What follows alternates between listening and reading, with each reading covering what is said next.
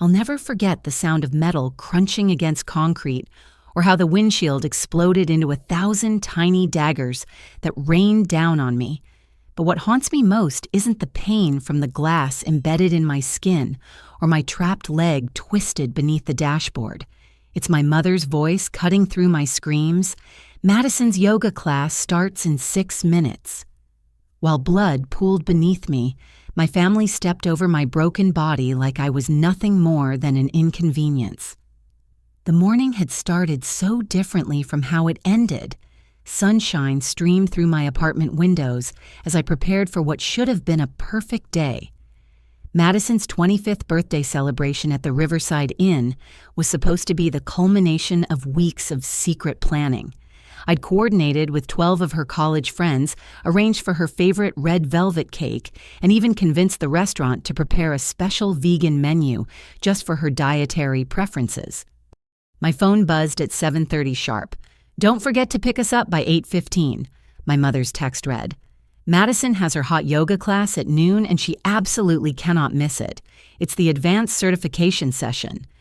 I arrived at my parents' colonial house in Westfield exactly on time, pulling into their circular driveway with my recently cleaned Honda Accord. The October air was crisp but warm, perfect for the outdoor seating I'd reserved at the restaurant. My father emerged first, checking his Rolex and adjusting his golf polo. He'd clearly planned to hit the country club after brunch. "Morning, Dad." I called out cheerfully, stepping out to help with anything they might need to load. He barely glanced my way. "Is the car clean? You know how Madison feels about riding in messy vehicles." Before I could respond that I'd just had it detailed specifically for today, Madison appeared in the doorway. Even for a casual birthday brunch, she looked like she'd stepped out of a lifestyle magazine. Her blonde hair was perfectly styled in beachy waves, and she wore designer workout clothes that probably cost more than my monthly car payment. "Lorraine, please tell me you're not wearing that," she said, eyeing my simple sundress with distaste. "This is my birthday brunch, not a church picnic." I forced a smile, reminding myself that today was her day. "Happy birthday, Madison. You look great." My mother followed close behind, carrying Madison's yoga bag purse and what appeared to be a change of clothes. "Let's move quickly, everyone. The schedule is tight. Brunch at 9 shopping until 11:30. Then Madison needs to be at Pure Bliss Yoga by 11:50 at the latest." We loaded into my car, my parents taking the back seat while Madison claimed the passenger side. She immediately began adjusting everything, the mirror, the air vents, even reaching over to change my radio station. "Could you drive a bit faster, Lorraine?" she said 5 minutes into our journey. "I really can't be late to this certification. There's a waiting list a mile long for these sessions." I maintained the speed limit as we merged onto Highway 4, the main artery connecting Westfield to downtown, where the restaurant waited. Traffic was lighter than usual for a Saturday morning, and I felt confident we'd make all our scheduled stops with time to spare. Madison pulled out her phone and started recording herself. "Good morning, beautiful souls," she spoke to her front camera. "It's my birthday and I'm about to have the most amazing day. Brunch with family, then my level 3 hot yoga certification. Living my best life." "Madison, honey, make sure you mention the spiritual retreat you're planning," my mother suggested from the back seat. "Your followers love hearing about your wellness journey." I focused on the road while Madison chattered about chakras and manifestation.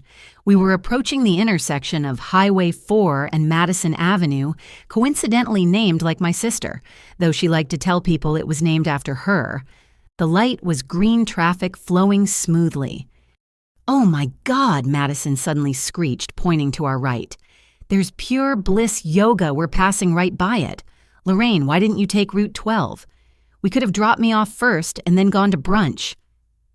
"Because the reservation is in 30 minutes, I explained patiently. "We planned this weeks ago. Remember, all your friends are meeting us there."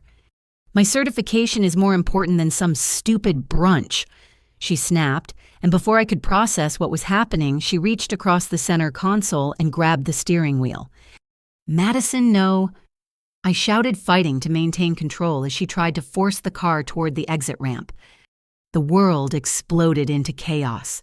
A delivery truck running the red light at full speed slammed into the driver's side of my car. The impact sent us spinning across the intersection like a toy thrown by an angry child.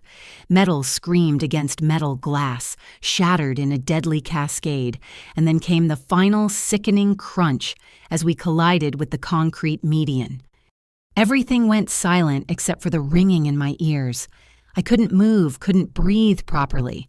My left leg was twisted at an impossible angle, pinned beneath the crumpled dashboard. Warm liquid ran down my face into my eyes, tasting of copper when it reached my lips. The windshield had become a spider web of destruction, pieces of it, decorating my skin like deadly diamonds. Through the haze of shock and pain, I heard car doors opening. Not mine, that was crushed beyond recognition, but the rear doors. My family was climbing out, their voices carrying through the broken windows. "Madison, sweetheart, are you hurt?" My mother's voice high with panic. "My hand," Madison whined. "I think I scratched it on something." I tried to speak to call for help, but only a wet gurgle emerged. Blood was pooling in my mouth, making it hard to form words. Through my one good eye, the one not covered in blood, I watched my father walk around to assess the damage to his car. "This is a disaster," he muttered. "Do you know how much body work costs on a Mercedes?" "Mom," I finally managed to croak out, "please help." She appeared at my shattered window, then taking in the sight of me trapped and bleeding. For a moment, I thought I saw concern flash across her face. Then she glanced at her watch. "Her class starts in 6 minutes," she yelled to my father. "Madison can't miss this certification." "Dad," I whispered, reaching a bloody hand toward the window. "Please, I can't move. My leg." He looked at me with the same expression he used when reviewing disappointing quarterly reports. Cold, calculating, slightly annoyed. "She can crawl out. Madison needs medical attention for her hand." "I think I'm dying," I said, though the words came out slurred and broken. Madison appeared, then stepping carefully around the debris in her pristine Lululemon outfit. She looked at me, trapped in the wreckage, bleeding and broken, and actually rolled her eyes. "This is so typical of you, Lorraine. Everything always has to be about you." She stepped over a puddle of my blood to retrieve her yoga bag from the back seat. "Now I'm going to be late and lose my spot in the class." Sirens wailed in the distance, growing closer. I watched through fading vision as my family huddled together on the roadside, Madison dramatically cradling her barely scraped hand while my parents fussed over her. None of them looked back at the twisted metal prison where I lay dying. The EMTs arrived in a rush of red lights and professional efficiency. I heard them asking my family about injuries, heard my father's response that would haunt me forever. "My daughter Madison has an injured hand. She needs immediate attention." He paused, then added the words that changed everything. "The driver," she was texting, probably reading birthday messages when she should have been watching the road.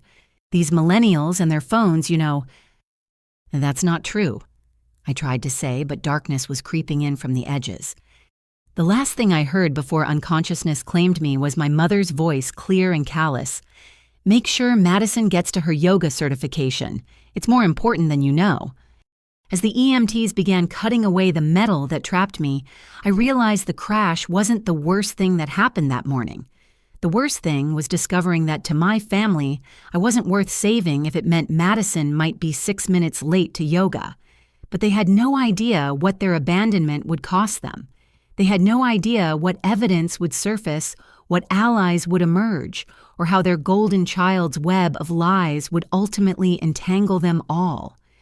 They left me bleeding in shattered glass, stepped over my broken body for a yoga class, and sealed their own fate with every cruel word they spoke while I lay dying. The world came back to me in fragments. First the sound of power tools screaming against metal, then voices urgent and professional calling out medical terminology I couldn't quite grasp. Pain rolled through me in waves, each breath a monumental effort that sent fire through my chest. "We need to stabilize her before extraction," a male voice said somewhere above me. Possible internal bleeding, definite head trauma, left leg, is pinned. I forced my eyes open, blinking away blood and tears. Through the spider web of the shattered windshield, I could see a crowd had gathered. Onlookers with their phones out recording my tragedy for their social media feeds. But my family stood apart from them, clustered around Madison like she was the one who'd been crushed in twisted metal. "Excuse me, ma'am." A female EMT appeared at the passenger window addressing my mother. "We need to know about the driver's medical history. Any conditions we should be aware of." My mother didn't even glance in my direction. "Madison needs attention first. Look at her hand, it's definitely injured." The EMT looked confused. "Ma'am, the driver is critically injured. We need to prioritize." My daughter Madison was traumatized by this accident. My father interrupted his voice, carrying that authoritative tone he used in board meetings. "She requires immediate transport to Westfield General. We have connections there. Dr. Richardson is expecting her." Madison held up her hand, which bore nothing more than a tiny red mark, possibly a small scratch. "It really hurts," she whimpered. "I think I need x-rays. What if it affects my yoga practice?" I watched this surreal scene unfold while firefighters worked to peel away my car door like a tin can. Every vibration sent agony through my trapped leg. Blood continued to drip steadily from somewhere on my head, creating a growing puddle that had already soaked through my dress. "Please," I managed to whisper to the firefighter closest to me. "My family—" He squeezed my shoulder gently. "Don't try to talk, miss. Save your energy. We're going to get you out." But I needed them to know, needed someone to hear the truth. My sister grabbed the wheel. The firefighter's eyes widened slightly, but before he could respond, my mother's voice cut through everything else. "She has a history, you know," she was telling the EMT supervisor who'd just arrived. "Lorraine has always been prone to attention-seeking behavior. Drama follows her everywhere." "Mom," I called out weakly, disbelief cutting through my pain. She continued as if she hadn't heard me. "Ever since Madison started excelling, really making something of herself, Lorraine has had these episodes. Manufactured crises to pull focus back to herself." The EMT supervisor, a middle-aged woman with kind eyes, glanced between my mother and where I lay trapped. "Ma'am, regardless of any history, your daughter has severe injuries that need immediate treatment." "Alleged injuries," my father corrected. "Lorraine has been known to exaggerate. There was that time in high school when she claimed to have broken her ankle to get out of her sister's dance recital. The x-rays showed nothing." I remembered that incident differently. I'd twisted my ankle badly in gym class, but the school nurse, a friend of my mother's, had declared it merely bruised without ordering x-rays. I'd limped for weeks while being accused of faking. "Can someone please check on Madison?" My sister interjected, her voice pitched high with fake distress. "I think I'm going into shock. My hand is starting to feel numb." 2 EMTs immediately rushed to her, leaving their colleagues to continue working on my extraction. I watched them examine her barely visible scratch with professional seriousness while I bled out 20 feet away. "How much longer for the extraction?" the EMT supervisor asked the fire chief. "Another 10 minutes, maybe 15. The door's crushed pretty bad." "I can't wait 15 minutes, Madison announced. "My yoga certification starts soon. This is a once-in-a-lifetime opportunity." "Sweetheart, your health comes first." My mother cooed, though she was already gathering Madison's belongings. "But perhaps they could transport you now and work on Lorraine after she seems stable enough." Stable.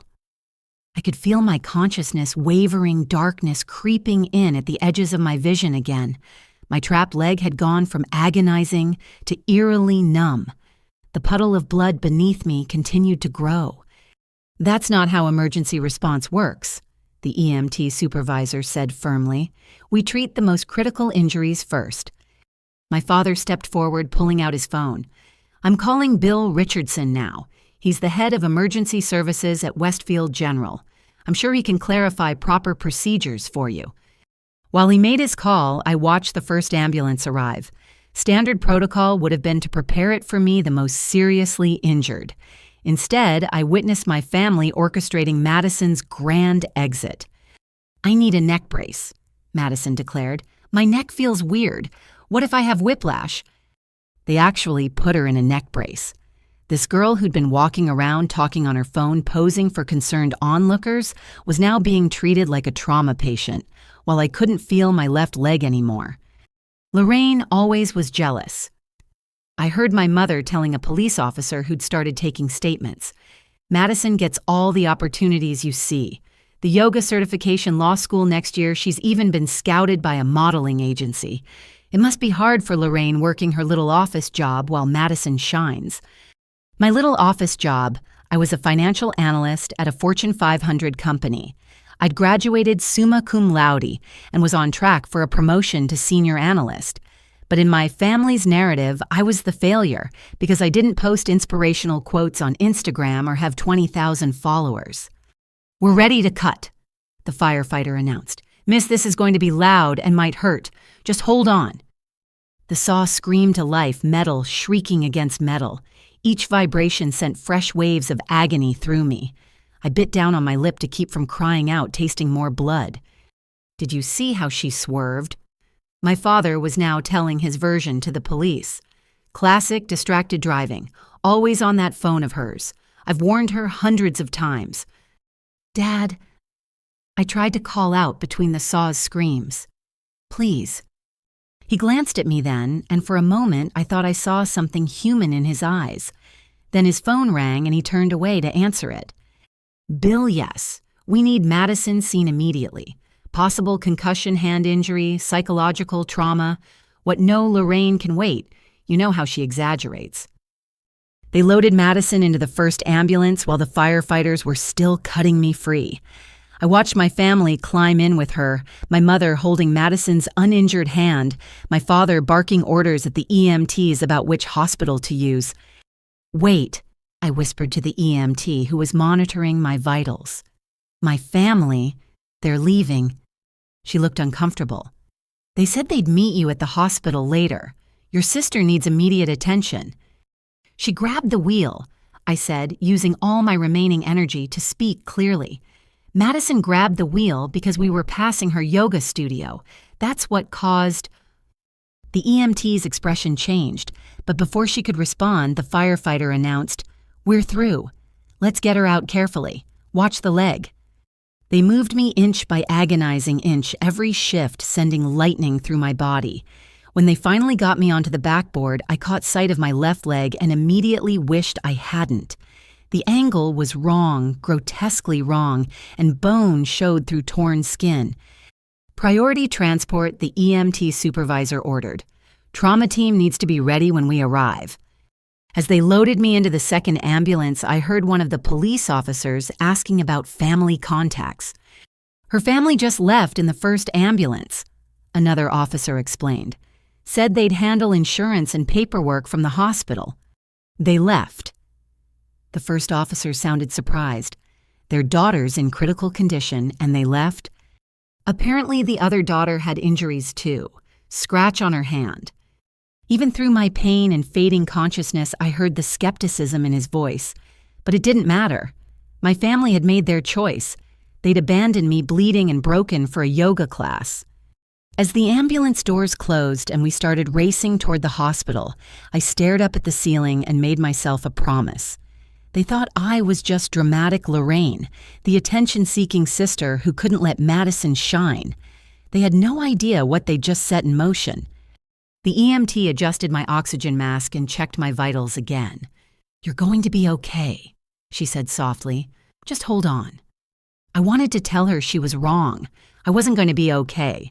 Not because of my injuries, though those were severe enough, but because in that moment, trapped in twisted metal, while my family stepped over my blood to rush Madison to her yoga class, something inside me had shattered more completely than any windshield. They'd finally shown me exactly where I stood in their priorities, bleeding out on concrete ranked somewhere below hot yoga certification. But what they didn't know, what they couldn't have imagined as they rode away in that first ambulance, was that their cruelty had been witnessed. Their lies had been heard, And sometimes the child you leave bleeding in shattered glass is the one who inherits the strength to bring your house of cards crashing down. The sirens wailed as we flew through the streets toward Westfield General, toward surgery and pain and a long recovery, but also toward something else, something my family couldn't see coming. Truth has a way of surfacing just like blood through shattered glass, and I was done being the family member who quietly bled while Madison basked in the spotlight. They'd left me for dead over a yoga class. They just didn't know yet what that choice would cost them. The trauma bay at Westfield General exploded into controlled chaos the moment they wheeled me in. Doctors and nurses surrounded my gurney voices, calling out medical terms that blurred together in my pain-addled mind. Someone cut away what remained of my blood-soaked dress, while others attached monitors and started IV lines. 28-year-old female motor vehicle accident with prolonged extraction. The EMT rattled off. Significant blood loss, compound fracture of the left tibia and fibula, possible internal bleeding, head laceration, requiring sutures. She's been in and out of consciousness. Dr. Sarah Chen, according to her badge, leaned over me with a penlight. "Can you tell me your name?" "Lorraine." I managed through the oxygen mask. "Lorraine Maxwell." "Good. Lorraine, we're going to take excellent care of you, but I need to ask, where's your family? We need consent forms for surgery." "They're here," I whispered, "with my sister." She had a scratch.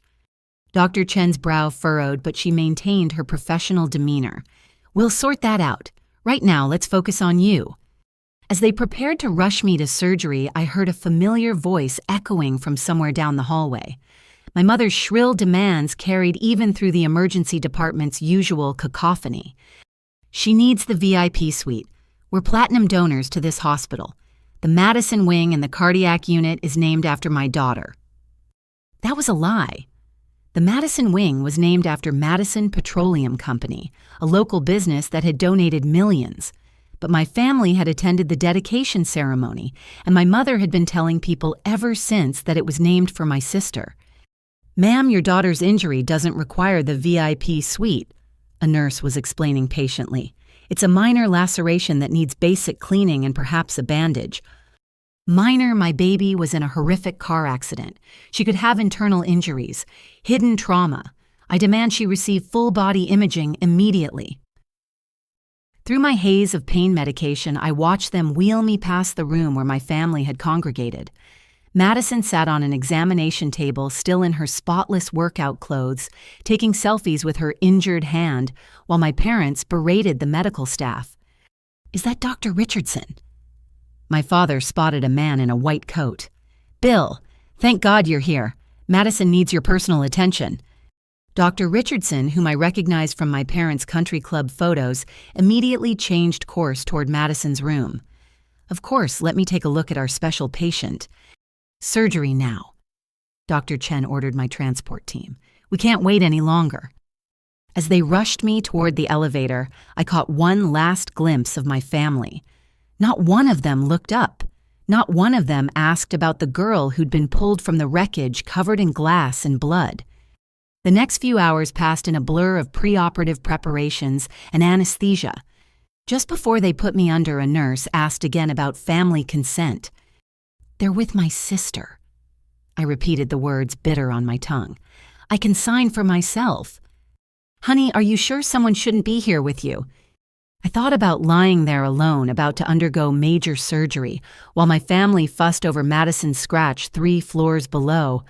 I'm sure. I've always been alone. When I woke up hours later, the first thing I noticed was the pain different now, managed but persistent. The second thing I noticed was the sound of my father's voice through the thin curtain separating my recovery bay from the next. "The insurance forms are complicated," he was saying. "But it's clear Lorraine was at fault. Distracted driving. We all saw her looking at her phone." "That's not true," I tried to say, but my throat was raw from intubation. "Multiple witnesses," my mother added, including Madison, who was recording a video at the time, though the trauma of the accident corrupted the file, unfortunately.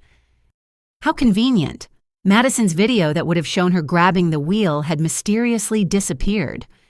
A different nurse appeared at my bedside, checking my vitals. "Oh, good, you're awake. Surgery went well. Dr. Chen repaired the compound fracture with plates and screws. You also had a small liver laceration that we managed laparoscopically. You're lucky to be alive." "My family," I croaked. Her expression tightened. "They're handling administrative matters. I'll let them know you're awake." She disappeared through the curtain, and I heard my father's dismissive response. "We'll see her when we're finished here. These insurance forms won't complete themselves." 20 minutes passed. 30. An hour.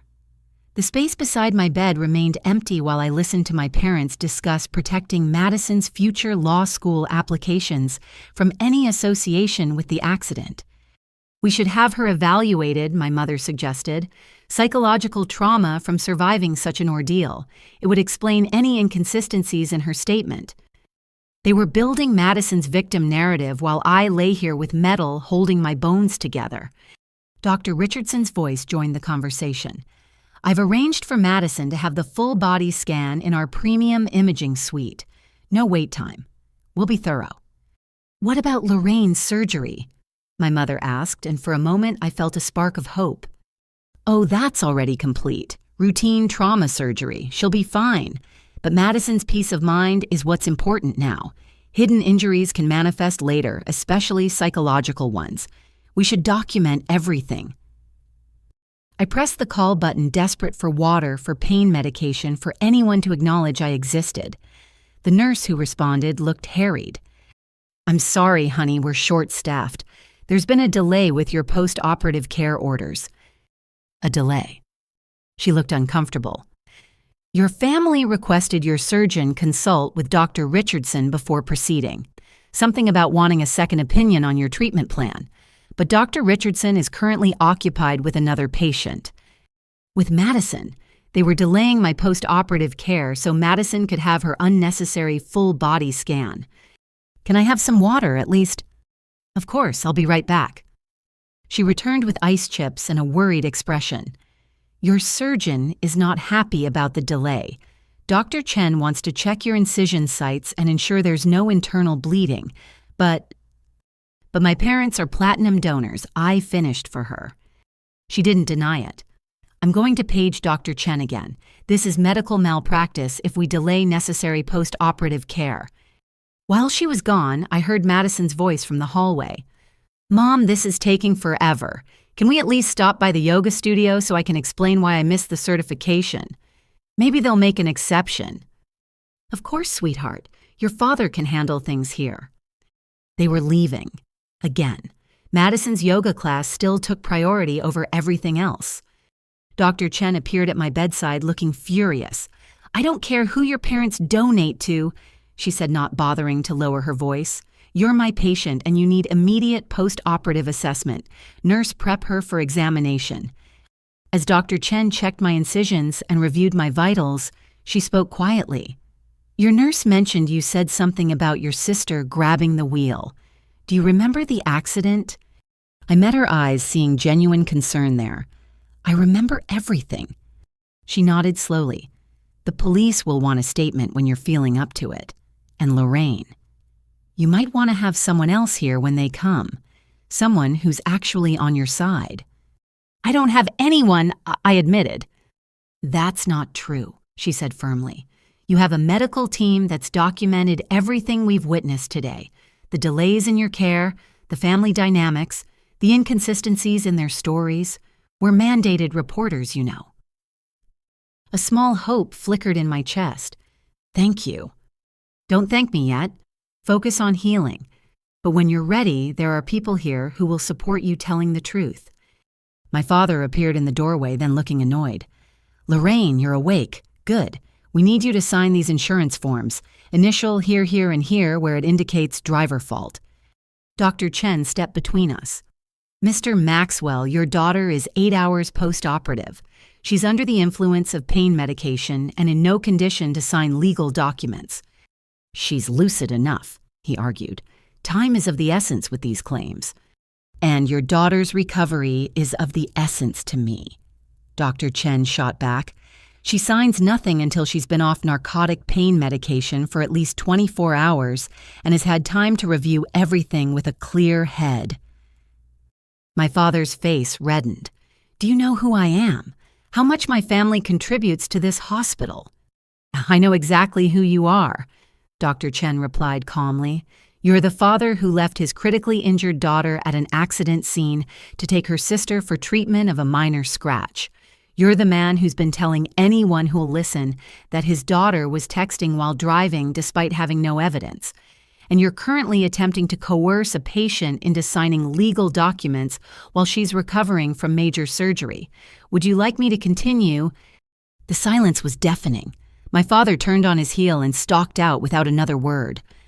Dr. Chen turned back to me with a small smile. Get some rest. Real healing starts with feeling safe, and I promise you, in my trauma unit, you are safe.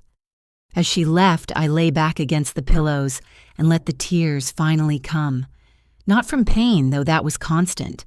Not from fear of what recovery would bring, but from the simple kindness of a stranger who saw through my family's facade and chose to stand up for me.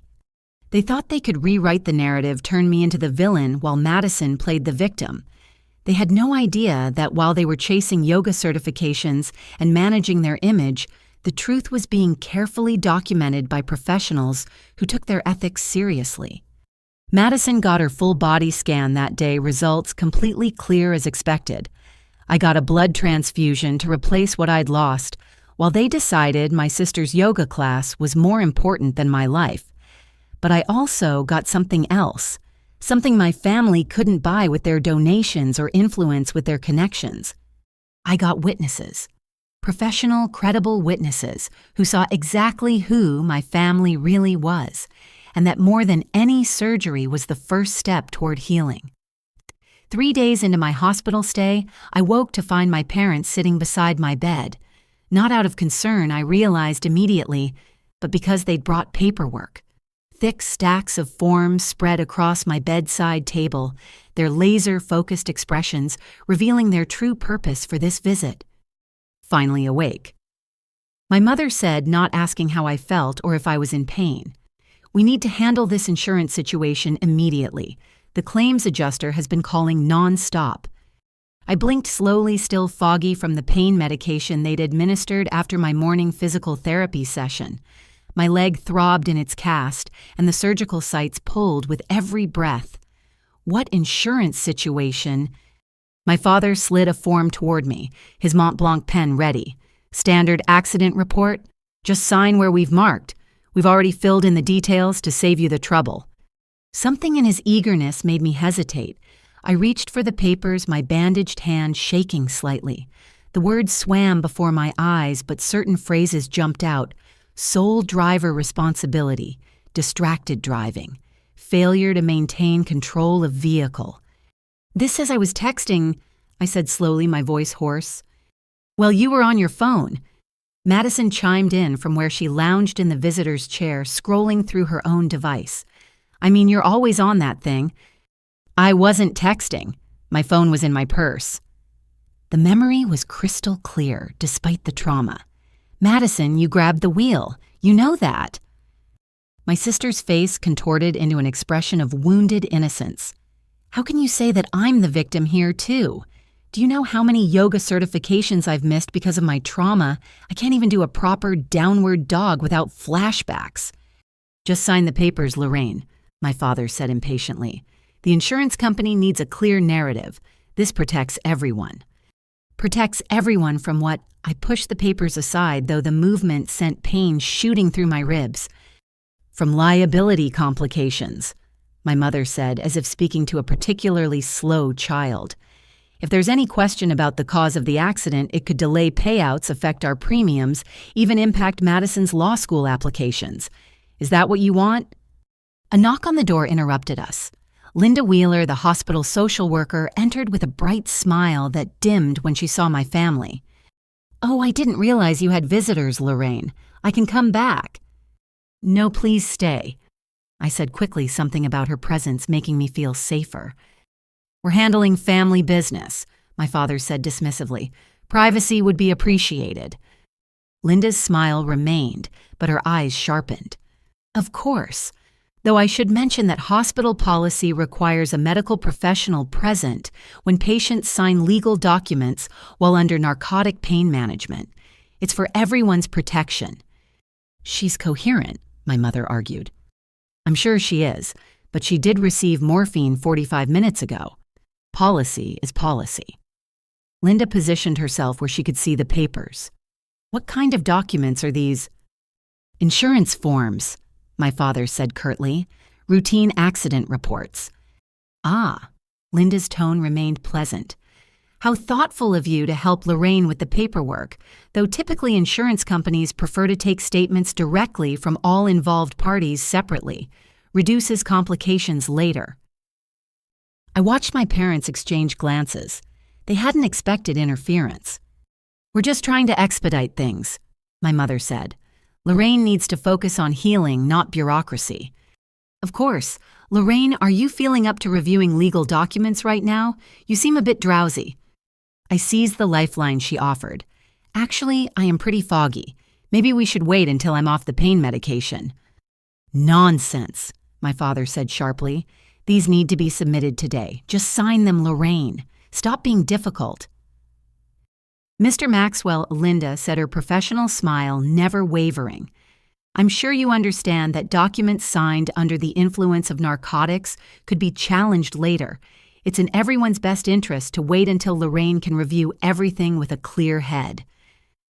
Madison huffed dramatically. This is ridiculous. She just needs to tell the truth about her texting so we can all move on. I have a therapy appointment for my PTSD in an hour. Your PTSD, I couldn't help but ask. From your scratch? From nearly dying? Madison's voice rose to a pitch that made my head throb. You have no idea what I've been through. Dr. Richardson says I may never fully recover from the psychological trauma. Speaking of Dr. Richardson, Linda said smoothly, he's been quite attentive to your case, Madison. The entire VIP wing staff has mentioned how thoroughly he's documented your injuries. My mother preened. He's been wonderful, so understanding of what Madison's going through. Yes, his notes are very detailed, Linda agreed. Particularly interesting how he describes the scratch on Madison's hand as, quote, barely visible to the naked eye but potentially psychologically significant. Medical documentation is so important, isn't it? The temperature in the room seemed to drop. My parents suddenly looked less certain. What are you implying? My father demanded. Oh, nothing at all. Just that thorough documentation protects everyone. Just like these insurance forms, I'm sure. She glanced at the papers again. Though I do notice these seem to be pre-filled. How efficient. When did you have time to write Lorraine's statement for her? We didn't write anything for her, my mother said quickly. We're just helping with the basic facts.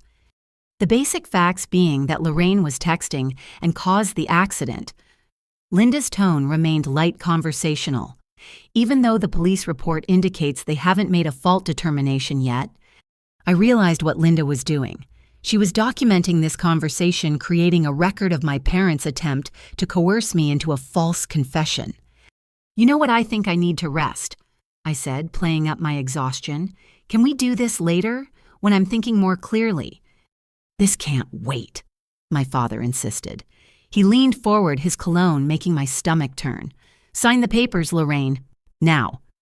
Mr. Maxwell, I'm going to have to ask you to lower your voice, Linda said firmly. This is a hospital and your daughter is recovering from major surgery. Stay out of this, he snapped. You have no idea what's at stake here. What is at stake, Dad? I asked, genuinely curious now. Why is it so important that I sign these today? My parents exchanged another look and my mother took over. The insurance company contacted us about a preliminary settlement offer, but it's contingent on having a clear accident report. If we miss this window, it could take months or even years to resolve. A settlement offer. I tried to process this through my medication fog. For my medical bills, for everything, my father said. Medical bills, pain and suffering, vehicle replacement. It's substantial. How substantial? That's not important right now, my mother said quickly. What matters is securing it before they change their minds. But I saw Madison's eyes light up, saw the way she straightened in her chair. Whatever the amount was, it was enough to catch her attention. I want to see the offer, I said. You don't need to worry about that, my father said. We'll handle the financial aspects. You just need to sign. Actually, Linda interjected, Lorraine has every right to review any settlement offers related to her injuries. In fact, it would be illegal to settle her claim without her full knowledge and consent. My father's face flushed red. Are you a lawyer now? No, but I work with them regularly. Patient advocacy is part of my job. She turned to me. Lorraine, would you like me to contact the hospital's legal aid office? They offer free consultations for accident victims. That won't be necessary, my mother said sharply. We have family lawyers. Your lawyers, you mean? I said, understanding dawning. Lawyers who work for you, not me. Don't be paranoid, Lorraine, Madison said. We're all family. What's good for one is good for all. Like my yoga certification, she added under her breath, but I heard it. The pieces were falling into place. They needed me to admit fault to secure a settlement that they controlled. But why? What weren't they telling me? I'm not signing anything today, I said firmly. I want to see all the documentation the police report the insurance offer, everything. And I want my own lawyer to review it. Your own lawyer. My mother laughed, but it sounded forced. How dramatic. Next you'll be saying you don't trust your own family. I looked at them, then really looked. My parents, who'd left me bleeding in glass, my sister, who'd caused the accident and then played victim, the family who'd prioritized a yoga class over my life. I need to rest, I repeated. Please leave. Lorraine. My father's voice held a warning. Think very carefully about what you're doing. Your health insurance is through my company. Your apartment lease has my name as guarantor. Your car loan... Are you threatening me? I asked quietly. Linda stepped forward. Mr. Maxwell, I think it's time for you to go. Lorraine needs to rest, and she's made her wishes clear. This isn't over, he said, gathering the unsigned papers. You have no idea what you're risking with this stubbornness. They filed out Madison, pausing at the door. I really was traumatized, you know. Just because my injuries weren't as visible doesn't mean I wasn't hurt. After they left, Linda sat beside my bed. Are you okay? I don't know, I admitted. What just happened? Your family tried to get you to sign a false statement while you were medicated and vulnerable, she said bluntly. I've seen it before, unfortunately. Family members trying to control insurance payouts, especially when the victim is incapacitated. They mentioned a settlement offer. Linda nodded, which they didn't want you to know the details of. Lorraine, I strongly recommend you get your own legal representation. Today, if possible. But I can't afford... There are lawyers who work on contingency for cases like this. I can give you some referrals. But first we need to make sure you're safe. Those threats your father made... He meant them... I said, feeling the weight of reality settling on my shoulders. They'll cut me off completely if I don't cooperate. Then we need to prepare for that possibility. But right now, focus on healing. And whatever you do, don't sign anything without your own lawyer present. As Linda left to get those referrals, I lay back and closed my eyes. The insurance betrayal was just beginning, I realized. My family had plans for that settlement, money plans that didn't include the person who'd actually been injured. They thought I was weak, drugged alone. They thought they could pressure me into taking the fall while they cashed in on my pain. But they'd made a crucial mistake. They'd shown their hand too early, and now I knew exactly what kind of game we were playing. The hospital discharged me after a week, though discharged felt like too gentle a word for what actually happened. My parents arrived with tight smiles and paperwork, efficiently managing my transfer as if handling a business transaction, rather than bringing their injured daughter home. We've set up the basement guest room for you, my mother announced as they wheeled me to their Mercedes. It'll be easier than trying to navigate stairs with your cast. I should have known then what easier really meant. The ride home was silent except for Madison's constant texting.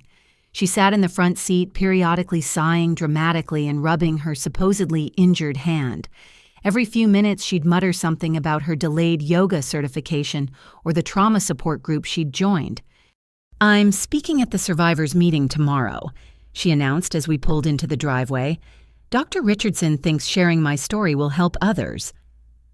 "What story?" I asked from the back seat, my leg propped awkwardly across the leather seats. "My journey through trauma," she said, as if it should be obvious. "How I'm overcoming the psychological scars from the accident. Jessica from the Wellness Center wants to feature me in their newsletter." I bit my tongue, tasting bitterness along with the metallic residue of pain medication. My sister was building a brand around trauma she hadn't experienced while I sat here, with metal pins holding my bones together. My father parked in the garage, and reality hit me like another collision. I was on crutches with a full leg cast, multiple surgical sites, still healing and limited mobility. The basement guest room was accessed by a narrow staircase with 14 steep steps. "How am I supposed to get down there?" I asked, staring at the stairs that might as well have been Mount Everest. "Carefully," my mother said, already heading upstairs. "Madison's friends are coming over to plan her welcome back celebration. We need to prepare refreshments." Her welcome back celebration. "To yoga class." Madison clarified as if I was being deliberately obtuse. "Everyone's been so worried about me. They want to show their support." I stood at the top of the basement stairs, balanced precariously on my crutches. My father had already disappeared into his study, my mother was clattering around in the kitchen, and Madison had floated off to her room to prepare for her party. "One step at a time," I muttered, beginning the dangerous descent. By the 4th step, sweat beaded on my forehead. By the 8th, my arms shook from supporting my full weight on the crutches. On the 12th step, my crutch caught on the carpet edge. I fell hard, tumbling down the remaining stairs in a cascade of pain and terror. The crutches clattered away as I tried to protect my cast landing in a heap at the bottom. My vision went white with agony as every surgical site screamed in protest. "Help!" I called out, though my voice came out weak and breathless. "Please, someone help me." Footsteps crossed the floor above, but no one came. I could hear my mother greeting Madison's arriving friends, hear Madison's dramatic retelling of her near-death experience, hear champagne corks popping in celebration of her return to wellness. I lay on the cold basement floor for 20 minutes before managing to drag myself to the guest bed. The journey across the room left me sobbing with pain, but no one came to check. My prescribed pain medications, I discovered, were still in my mother's purse upstairs. "For safekeeping," she'd said at the hospital. "We don't want you becoming dependent." The basement guest room was exactly what you'd expect from a space designed to discourage extended stays. A lumpy twin bed pushed against the wall, a small dresser, missing one drawer pull, and a bathroom with a shower I couldn't use because of my cast. The single window, high and narrow, showed only feet passing by on the sidewalk above. My phone buzzed, a text from my mother. "Try to keep quiet down there. Madison's sharing her healing journey, and the girls are very emotional." I wanted to scream. Instead, I took inventory of my situation. No access to my medications, no way to get food or water without climbing those stairs, no shower chair or any of the adaptive equipment the physical therapist had recommended. They'd created the perfect prison one where asking for help would make me the villain interrupting Madison's spotlight. The party upstairs grew louder. I could hear Madison describing her injuries, each retelling adding new dramatic elements. Now apparently she'd experienced temporary vision loss. Now she had recurring nightmares. Now she was considering writing a memoir about survival. My phone rang. Dr. Chen's number appeared on the screen. "Lorraine, I'm just checking in. How's the home recovery setup going?" I almost laughed at the question. It's challenging. "Are you keeping up with your pain management? Taking the antibiotics?" "The medications are upstairs," I admitted. "I'm in the basement and the stairs are difficult." Silence on her end then. "Lorraine, where exactly is your family?" "Having a party," for Madison to celebrate her recovery from her scratch. I see. Her tone could have frozen hell. And you've been home how long? About 3 hours. Have you eaten, had water, taken any medication? No. I'm documenting this call, Lorraine. This is medical neglect. You're a week post-operative with major orthopedic trauma. You need proper care. They're not neglecting me, I said automatically, years of family conditioning kicking in. They're just busy. Busy having a party while you're trapped in a basement without access to prescribed medications or basic necessities. Dr. Chen's voice was sharp. That's the definition of neglect. A crash came from upstairs, followed by laughter. Someone had dropped a glass. I heard my mother calling for the maid to clean it up. What are my options? I asked quietly. Several. We could readmit you, citing complications. Adult Protective Services is another option. Or you could try to find alternative housing with appropriate support. I can't afford any of that. My insurance is through my father's company. My savings are tied up in accounts he helped establish. I have maybe $3,000 I can access independently. Then we get creative. Let me make some calls. In the meantime, you need those medications. Is there anyone there who might help? I thought about it. The maid Elena had always been kind to me, but she needed this job. My parents' friends upstairs wouldn't cross them. Madison's yoga crowd saw me as the villain who'd almost made her miss certification. Maybe, I said, remembering Elena often stayed late during parties. I'll try. After hanging up, I texted Elena directly. I'm so sorry to bother you. I'm in the basement and can't manage the stairs. Could you possibly bring my medications down? They're in my mother's purse. 20 minutes later, soft footsteps descended the stairs. Elena appeared with a tray containing not just my medications, but a sandwich water and a thermos of soup. Miss Lorraine, she whispered, taking in my tear-stained face and awkward position on the bed. This is not right. You need help. Thank you. I managed gratefully, taking the pain pills. I'm okay. She shook her head. No, this is not okay. You need proper bed, proper care, not basement-like storage. It's just temporary. I lied. Elena set up the medications on the nightstand, making sure everything was within reach. I bring food when I can, but Miss Lorraine, you need real help. This family... She didn't finish, but her meaning was clear. After she left, I lay in the gathering darkness of the basement, listening to the party continue above. Madison's voice carried clearly through the thin floorboards. The worst part was the uncertainty, she was saying. Not knowing if I'd ever be able to practice yoga again. The doctors said my hand injury could have ended my spiritual journey. Someone gasped sympathetically. You're so brave, Madison.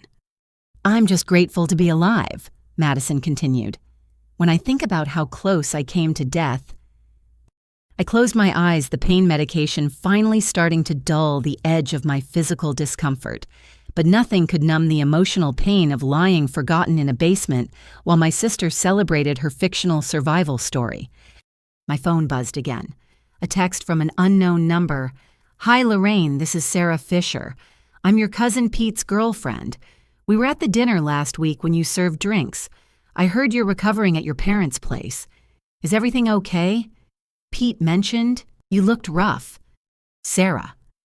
I barely knew her, had maybe spoken 10 words to her at family gatherings, but something about her reaching out about someone noticing I'd looked rough when my own family hadn't broke something loose in my chest.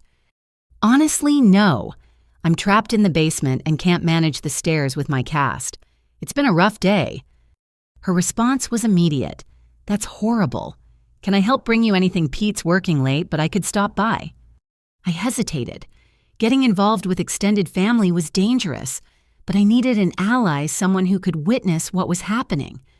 Maybe just some groceries, things I can keep down here so I don't have to climb the stairs as often. On it, be there in an hour.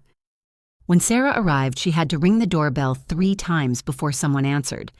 I could hear my mother's irritation at the interruption, then confusion when Sarah explained she was there to see me. Lorraine, she's resting. Doctor's orders. Then I'll be quiet, Sarah said firmly. Pete asked me to check on her. Name-dropping Pete, my father's nephew who worked at his firm, was smart. My mother couldn't refuse without causing family drama. Soon Sarah's footsteps descended to the basement, and she appeared with 2 grocery bags and a look of horror. "This is where they have you recovering." She took in the dingy room, the narrow stairs, the isolation. "This is insane." "It's temporary," I repeated the lie. Sarah unpacked the groceries, protein bars, bottled water, fruit that wouldn't spoil quickly, crackers, peanut butter, easy things I could manage one-handed. She also pulled out a small cooler. "For anything that needs to stay cold. Lorraine, this isn't right. You just had major surgery." "My family thinks I'm being dramatic," I said, "that I'm attention-seeking. While they throw a party for Madison's imaginary injuries." Sarah's voice was incredulous. "Pete told me about the yoga thing. Everyone's talking about how she grabbed the wheel." "Everyone? The family gossip network is in overdrive. Your Aunt Martha saw the security footage on the news. It's pretty clear what happened no matter what story your parents are spinning." Hope flickered in my chest. My family might control the narrative at home, but they couldn't control what others saw and said. Sarah stayed for an hour, helping me organize things within reach, setting up a system so I wouldn't have to move much. Before leaving, she took photos with her phone. "For Pete," she said, but we both knew that wasn't the only reason. "I'll check on you tomorrow, okay? And Lorraine, start documenting everything. Every text, every day they leave you down here, every time you can't access what you need. Build a record." After she left, the house gradually quieted. The party ended, guests departed, and my family retired to their comfortable bedrooms upstairs. No one checked on me. No one brought dinner. No one asked if I needed anything. I lay in the darkness, grateful for Sarah's supplies and Elena's earlier kindness, but acutely aware of my situation. They'd brought me home not to care for me, but to control me. The basement wasn't a recovery room, it was a holding cell. But what they didn't realize was that isolation could be a double-edged sword. Yes, I was trapped and dependent, but I was also out of sight, able to think and plan without their constant manipulation. Sarah was right. I needed to document everything. I pulled out my phone and started typing, creating a detailed record of my first day home. Every ignored request, every barrier to basic care, every moment of medical neglect. My family thought they were breaking me down, wearing away my resistance until I'd sign whatever they put in front of me. Instead, they were giving me exactly what I needed: evidence, clear documented proof of their neglect and cruelty. Every day in this basement added to my case. Every ignored medical need strengthened my position. They celebrated Madison's fictional trauma upstairs, while I built a case from actual suffering below. It was almost poetic, really. They'd literally pushed me underground, never realizing that sometimes the most dangerous enemy is the one you've buried, but failed to kill. The pain medication made me drowsy, but before I slept, I sent one more text to Dr. Chen, documenting everything as advised. "Thank you for caring." Her response was swift. "Stay strong. Truth has a way of surfacing. We're not done fighting." In the basement of my parents' house, surrounded by the evidence of their neglect, I smiled for the first time since the accident. They thought they'd won by isolating me. They had no idea they'd just given me the ammunition I needed. 2 weeks into my basement exile, my mother descended the stairs with an announcement that made my stomach drop. "You need to pull yourself together by Thursday." She said, not bothering to ask how I was feeling or if my pain had improved. "We're having the monthly family dinner, and it would be strange if you weren't there." "I can barely walk," I pointed out, gesturing to my cast and the crutches propped against the wall. "How exactly am I supposed to serve a formal dinner?" She waved dismissively. "You'll manage. You always do. Besides, everyone wants to hear Madison's inspiring recovery story. She's preparing a special presentation." Of course she was. Thursday arrived too quickly. I'd managed to develop a routine in my basement prison thanks to Sarah's daily supply runs and Elena's covert assistance. But the thought of navigating those stairs for an extended evening filled me with dread. My pain medication had been reduced by my mother, who decided I was taking too much despite Dr. Chen's prescribed dosage. We don't want an addiction issue on top of everything else, she'd said, pocketing half my pills. I started the climb at 5 o'clock, knowing it would take me at least 30 minutes to navigate the stairs safely.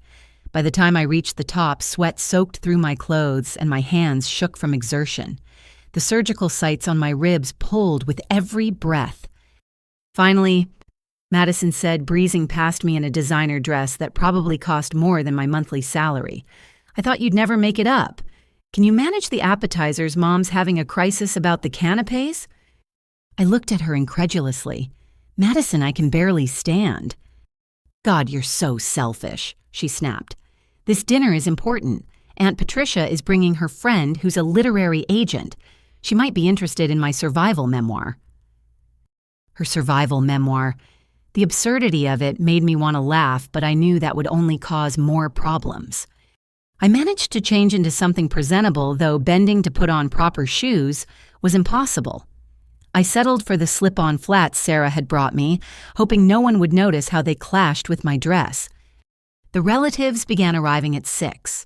Aunt Martha and Uncle George, my cousins Pete and Jennifer, Aunt Patricia, with her literary agent friend and various second cousins I only saw at these mandatory gatherings.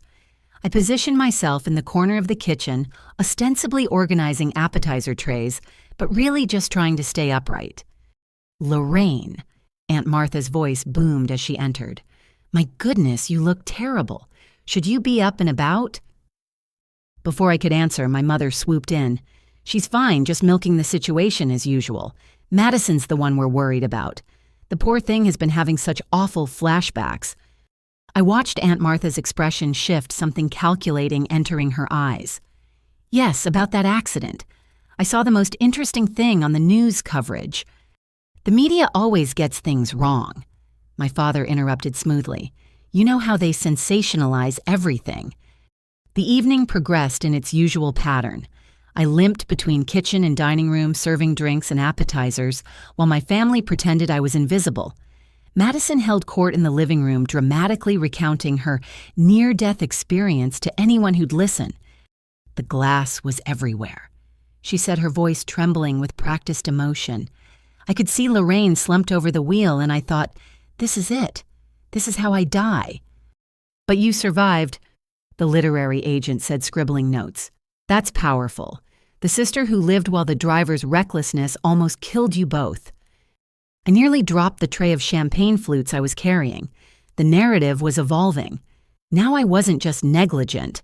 I was the reckless driver who'd nearly killed my innocent sister. During the main course, which I served while balanced precariously on one crutch, Aunt Martha kept shooting me meaningful looks. When I refilled her wine glass, she grabbed my wrist gently. After dinner, she whispered, powder room, 5 minutes after I leave the table. I nodded, slightly curious about what she wanted to share. The dinner conversation revolved entirely around Madison's trauma and recovery. She'd prepared an actual slideshow, complete with photos of her injured hand from various angles and screenshots of supportive messages from her yoga community. This is slide 23, she announced, clicking her laptop. Here you can see the emotional support circle my studio created. Over 200 people have contributed to my Healing Journey Fund. Healing Journey Fund, Cousin Jennifer asked. For my ongoing therapy and the spiritual retreat, I need to process this trauma, Madison explained. The generosity has been overwhelming. They were fundraising. My sister was literally profiting from an accident she'd caused while I'd maxed out my credit card on medical copays. And where's Lorraine's fund? Pete asked suddenly, his voice cutting through Madison's presentation. The room went silent. I mean, he continued, looking directly at my parents. She's the one with actual injuries, surgeries, physical therapy, time off work. Surely she needs more financial support than Madison's therapy. My mother's laugh was brittle. Lorraine's fine. Her insurance covers everything. Insurance doesn't cover everything, Sarah said quietly from her seat beside Pete. It doesn't cover the lost wages, the ongoing medication costs, the mobility aids she needs but hasn't received. Since when are you an expert on our family's finances? My father asked coldly. Since I've been bringing your daughter groceries because she can't get up the stairs to the kitchen, Sarah shot back. Since I've been documenting the medical neglect happening in this house. The temperature in the room plummeted. Madison's slideshow continued playing in the background, a loop of her various injuries and inspirational quotes about survival. I think, Aunt Martha said suddenly, that we should see what the news really showed about the accident, since we're all so concerned about accuracy. She pulled out her phone before my parents could object, connecting it to the television with practiced ease. Within moments, security footage from the intersection filled the screen. The room watched in silence as the grainy footage played. You could clearly see our car approaching the intersection. The light was green. Then suddenly, the car jerked violently to the right toward the exit ramp, just as the delivery truck entered the intersection. "Pause it," Aunt Martha commanded. She pointed to the screen. "Look at the passenger side. See that movement? That's someone grabbing the wheel from the driver." "The footage is unclear," my mother said weakly. "Actually," Aunt Patricia's literary agent friend spoke up, "I enhance video for true crime documentaries. This is quite clear. The passenger caused the accident." Madison slammed her laptop shut. "This is exactly the kind of victim blaming I've been dealing with. My therapist says it's common for people to create false narratives to avoid confronting the reality of trauma. The only false narrative here," Cousin Jennifer said slowly, "is the one where you're the victim." I stood frozen in the doorway, a tray of dessert plates balanced against my hip. The truth was finally being spoken aloud in front of witnesses my parents couldn't dismiss or control. "Lorraine was texting," my father stated, but his voice lacked its usual conviction. "No," Pete said firmly. "She wasn't. We have a witness who works in the building overlooking that intersection. She saw Madison recording herself and then lunge for the wheel. She's prepared to make a statement." "Who?" my mother demanded. "What witness?" "That's not important right now," Aunt Martha said. "What's important is that we've all been watching this family pretend that Madison is some kind of survivor hero, while Lorraine serves dinner on crutches with a leg full of metal pins." "I think I should go," the literary agent said, gathering her things. "This isn't the kind of survival story I'm interested in publishing." "Wait!" Madison cried out. "You don't understand. I have trauma, real trauma. My hand has healed completely," I said quietly, finally finding my voice. "While my leg may never be the same, I may walk with a limp for the rest of my life. But please tell us more about your trauma." The room erupted. Madison began crying hysterically about betrayal and jealousy. My parents tried to restore order while simultaneously glaring daggers at me. Several relatives excused themselves, muttering about having seen enough. Aunt Martha caught my eye and nodded toward the hallway. I followed her, moving as quickly as my crutches would allow. In the powder room, she pulled me into a careful hug. "I've been gathering evidence," she said quietly. "The security footage, witness statements, even some interesting financial documents about insurance claims. Your parents aren't as clever as they think." "Why?" I asked, overwhelmed by this unexpected support. "Because I've watched this family's dynamic for years," she said fiercely. "Watch them dim your light to make Madison shine brighter. But this crosses every line. They left you to bleed while they chased a yoga class.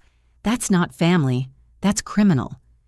She pressed a USB drive into my hand. "Everything's on here. Security footage, witness contact information, even some interesting discoveries about Madison's previous insurance claims at college." Previous claims? Let's just say this isn't her first time playing victim for profit. But that's a conversation for another day. Right now, you need to protect yourself. Your parents are going to escalate after tonight. She was right. By the time I made it back to the dining room, my parents had cleared out most of the guests. Only Pete and Sarah remained, stubbornly refusing to leave me alone with my immediate family. "You've ruined everything," my mother hissed at me. "Madison's literary opportunity, our family's reputation, everything." "I told the truth," I said simply. "The truth?" Madison laughed bitterly. "The truth is that you've always been jealous of me.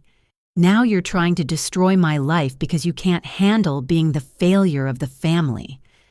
The only failure here, Pete said, standing up, is parents who care more about their image than their injured daughter. Lorraine, get your things. You're coming home with us. She's not going anywhere, my father said. This is a family matter. No, I said, surprising myself with the firmness in my voice. It's not anymore. I looked at each of them, these people who shared my blood but had never shared my pain. I'll get my things. What little I have here. If you leave, my mother warned, don't expect any support from us, financial or otherwise. What support? I asked. The basement room, the withheld medication, the joy of serving dinner while my sister profits from my injuries. Sarah helped me navigate the stairs one last time, gathering my few belongings while my family raged upstairs. As we loaded my things into Pete's car, I could hear Madison screaming about betrayal and sabotage. But I also heard something else carried on the night wind through the open windows, the sound of truth finally breaking free, shattering their carefully constructed lies like glass at an intersection. They'd invited witnesses to their performance, never imagining the script might be rewritten. Now the whole family knew the truth had seen the evidence with their own eyes. As we drove away, I clutched Aunt Martha's USB drive and felt something I hadn't experienced since the accident. Hope. The revelation had cost me what remained of my relationship with my immediate family, but it had also shown me something precious. I wasn't alone. I had allies' evidence and, most importantly, the truth on my side. The family dinner had been meant to showcase Madison's false victimhood. Instead, it had exposed them all. And this was just the beginning. Living with Pete and Sarah was like stepping into an alternate universe where people actually cared about my well-being. They'd converted their ground-floor guest room into a recovery space complete with grab bars in the bathroom and a path clear of obstacles. For the first time since the accident, I could move around without fearing I'd fall. But my parents weren't done with me. The doorbell rang on my third day there while Pete was at work, and Sarah had run to the pharmacy for my prescriptions. Through the peephole, I saw James Morrison, my parents' longtime attorney, looking like a vulture in a three-piece suit. I didn't open the door. Whatever you're selling, I'm not interested. Lorraine. His voice oozed through the wood. We need to discuss your situation. Your parents are concerned about your mental state. My mental state is fine. Living with relatives, refusing to cooperate with insurance procedures, making wild accusations about your sister. These aren't the actions of a rational person. I stayed silent, recording the conversation on my phone as Sarah had taught me. I have documents that need your signature, he continued. Simple forms acknowledging your role in the accident. Sign them and your parents are prepared to be generous. Refuse and things become complicated. How complicated? Your health insurance, for starters. Your father's company provides that, doesn't it? And your apartment lease has his name as guarantor. Your car loan, which I believe is several months from being paid off, could be called in if the co-signer withdraws support. There it was. The threats my father had hinted at in the hospital now being delivered by his legal attack dog. I need to review any documents with my own attorney, I said through the door. Morrison laughed. Your attorney? With what money, Lorraine? Your accounts are nearly empty, your credit cards are maxed from medical expenses, and you're not currently working. Who exactly do you think will represent you? That's my problem to solve. Actually, it's about to become a much bigger problem. He said, his tone shifting to something darker. Madison's seeking damages for defamation. She says you've been spreading lies about the accident causing her emotional distress and damaging her reputation. The fundraising for her healing journey has dropped significantly since your little performance at dinner.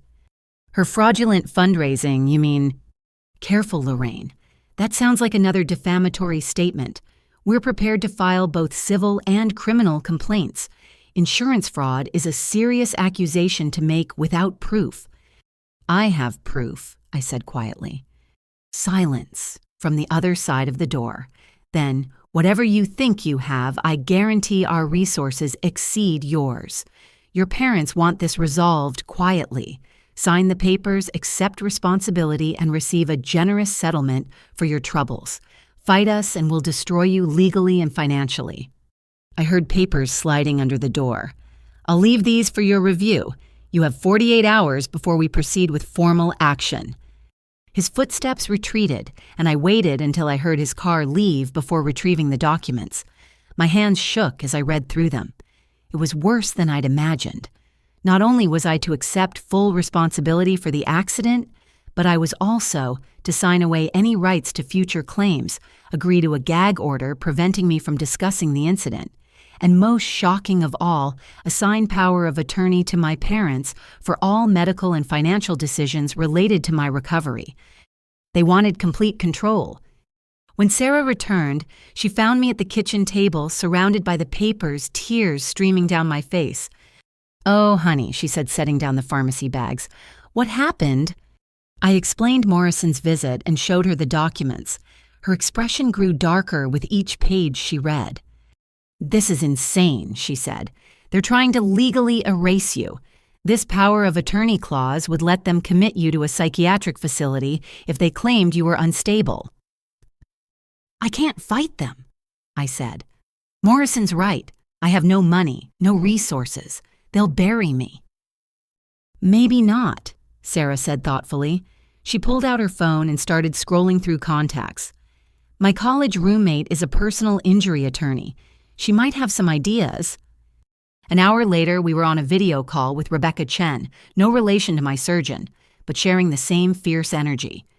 "This is legal intimidation at its finest," Rebecca said after I'd explained the situation. "But they've made some mistakes. First, delivering these documents while you're still recovering could be seen as coercion. Second, threatening your insurance and housing while demanding you sign legal documents, that's extortion." "But I can't afford to fight them," I said. "You can't afford not to," Rebecca countered. "Look, personal injury cases like yours where liability is clear and damages are significant. Attorneys take those on contingency. You don't pay unless you win." "But Madison grabbed the wheel. How do I prove that?" "You mentioned security footage." I nodded, thinking of Aunt Martha's USB drive hidden in my room. "Then you have more than most clients start with. Here's what I propose I'll take your case. Not just defending against their threats, but actively pursuing claims against the proper parties. The truck driver who ran the red light, yes, but also potentially your family for the accident itself." "Sue my family?" "Your sister caused the accident. Your parents are attempting to cover it up through insurance fraud. They've medically neglected you during recovery. These are all actionable claims." My head spun with the implications. "They'll destroy me if I do this." "They're already trying to destroy you," Rebecca pointed out. "The question is whether you'll let them do it unopposed." That evening, Pete came home to find me deep in legal research on his laptop. Sarah had filled him in and his face was grim. "I've been doing some digging at the office," he said. "Quiet inquiries about your father's business dealings. Lorraine, there are irregularities, significant ones. If you pursue this information, might surface that they really don't want exposed." "What kind of irregularities?" "The kind that interest federal investigators. But that's not my story to pursue. What matters is they're not as bulletproof as they think." The next morning, Morrison called the house. Sarah answered, putting him on speaker at my request. "Miss Cooper, I'm looking for Lorraine Maxwell." "She's unavailable," Sarah said smoothly. "Can I take a message?" "She has 24 hours remaining to sign those documents. Make sure she understands the consequences of refusing." "Actually," I said, speaking up from beside Sarah, "I've retained counsel. All future communication should go through my attorney, Rebecca Chen." "Silence, then. You've hired an attorney. With what money?" "That's between me and my counsel. Her contact information will be provided shortly." "Lorraine, you're making a terrible mistake. Your parents want to help you, but their patience isn't infinite." "Neither is mine," I said. "Goodbye, Mr. Morrison." That afternoon, Rebecca arrived in person with her own stack of documents. Where Morrison had brought threats, she brought options. "We file a personal injury claim against the trucking company's insurance," she explained. "That's straightforward, he ran the red light. But we also document Madison's role in causing your loss of control. We have the footage potential witnesses and a clear pattern of cover-up attempts." "What about their threats?" "My insurance, my apartment." "I've already sent a letter to your father's company's HR department informing them that any termination of your health insurance while you're recovering from injuries would be seen as retaliation. As for the apartment, illegally evicting someone on medical leave is a lawsuit waiting to happen. They're hoping you don't know your rights." "And the defamation claims—" Rebecca actually smiled. "Truth is an absolute defense against defamation. Everything you've said is backed by evidence. Their threats are empty, designed to scare you into compliance." We spent hours preparing my formal response to Morrison's demands, not just refusing to sign, but counter-proposing full coverage of my medical expenses, lost wages and pain and suffering, with no admission of fault and no gag order. "They'll never agree to this," I said. "Of course not. But now we're negotiating from a position of strength rather than fear, and every document they file, every threat they make, becomes part of our evidence trail." 2 days later, the escalation began. My father sent a formal letter terminating his guarantor status on my apartment lease. My car loan company called about concerns regarding my ability to pay. Madison posted a tearful video about being victimized twice, first by the accident, then by vicious lies. But for every move they made, Rebecca had a counter. She filed injunctions, sent cease and desist letters, and began building a comprehensive case file that painted a clear picture of a family attempting to profit from insurance fraud while intimidating their injured daughter into silence. The turning point came when Rebecca subpoenaed the insurance company's records. Buried in the paperwork was a smoking gun. The preliminary settlement offer my parents had mentioned at the hospital wasn't for my medical bills.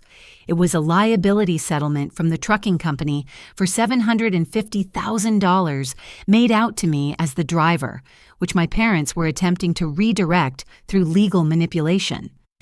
They were trying to steal $750,000. Rebecca said, her voice filled with disgust. While you suffered in a basement, they were planning how to spend your settlement. I stared at the numbers, understanding finally why they'd been so desperate for my signature. This wasn't about protecting Madison or the family reputation. It was about money. It had always been about money. "What do we do?" I asked. "We fight," Rebecca said simply. "We expose every lie document, every crime, and show the world exactly who your family really is. They wanted legal war, they've got one." The battle was just beginning, but for the first time since the accident, I felt like I had a chance. They had money, connections, and ruthlessness. But I had something more powerful, the truth, a brilliant attorney, and the kind of righteous anger that comes from being pushed too far. Morrison had given me 48 hours to surrender. Instead, I'd use them to arm myself for war. My family thought they could bury me in legal threats and financial ruin. They were about to learn that sometimes the person you try to bury is actually planting roots, preparing to grow into something strong enough to tear down everything you've built on lies. Madison's rescheduled birthday party was set for a Saturday 3 weeks after the family dinner disaster. I knew about it only because Sarah had seen the Facebook event invitation, a glittering digital promise of Madison's Survivor Celebration, a night of healing and hope. I wasn't invited, of course, but my mother called Pete's house the day before with a different kind of invitation. "Despite everything," she said, her voice dripping with false concern, "we don't want Madison's special day ruined by family drama. If Lorraine could help with the catering quietly, it would go a long way toward healing this rift. You want her to work at the party celebrating the accident she's still recovering from?"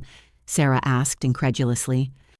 "It's not about the accident," my mother insisted. "It's Madison's birthday. Surely Lorraine can set aside her jealousy for one evening." I took the phone from Sarah. "What exactly would you need me to do?" "Just help Elena with serving. Nothing strenuous. Wear long sleeves to cover any unsightly scars. We don't want to upset the guests." The calculation was swift. I needed to see what they were planning, what narrative they were spinning, now that the family knew the truth. Plus, Elena might have overheard something useful. "Fine," I said. "But I'm bringing Sarah as my assistant. My mobility is still limited." My mother hesitated, then agreed. She had no choice if she wanted the party fully staffed. Saturday arrived gray and drizzling, matching my mood as Sarah helped me dress. The long-sleeved black server's outfit my mother had specified covered the still-healing surgical scars on my arms from the glass.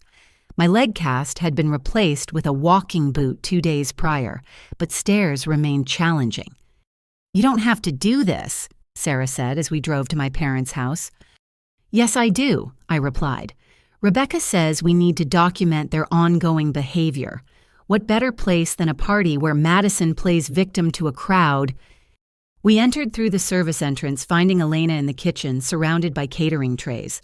Her face lit up when she saw me, then immediately clouded with concern. "Miss Lorraine, you should not be here. It's not right making you serve at her party." "I'm okay, Elena. Just need to get through tonight." She hugged me carefully, mindful of my injuries. "I save all the receipts you asked for," she whispered. "The ones for Miss Madison's purchases. They're in my locker." Before I could ask more, my mother swept in. "Lorraine, good. The guests will arrive in an hour. Try to stay in the background. This is Madison's night to shine." As if Madison ever did anything else. The house had been transformed into what looked like a wellness retreat center.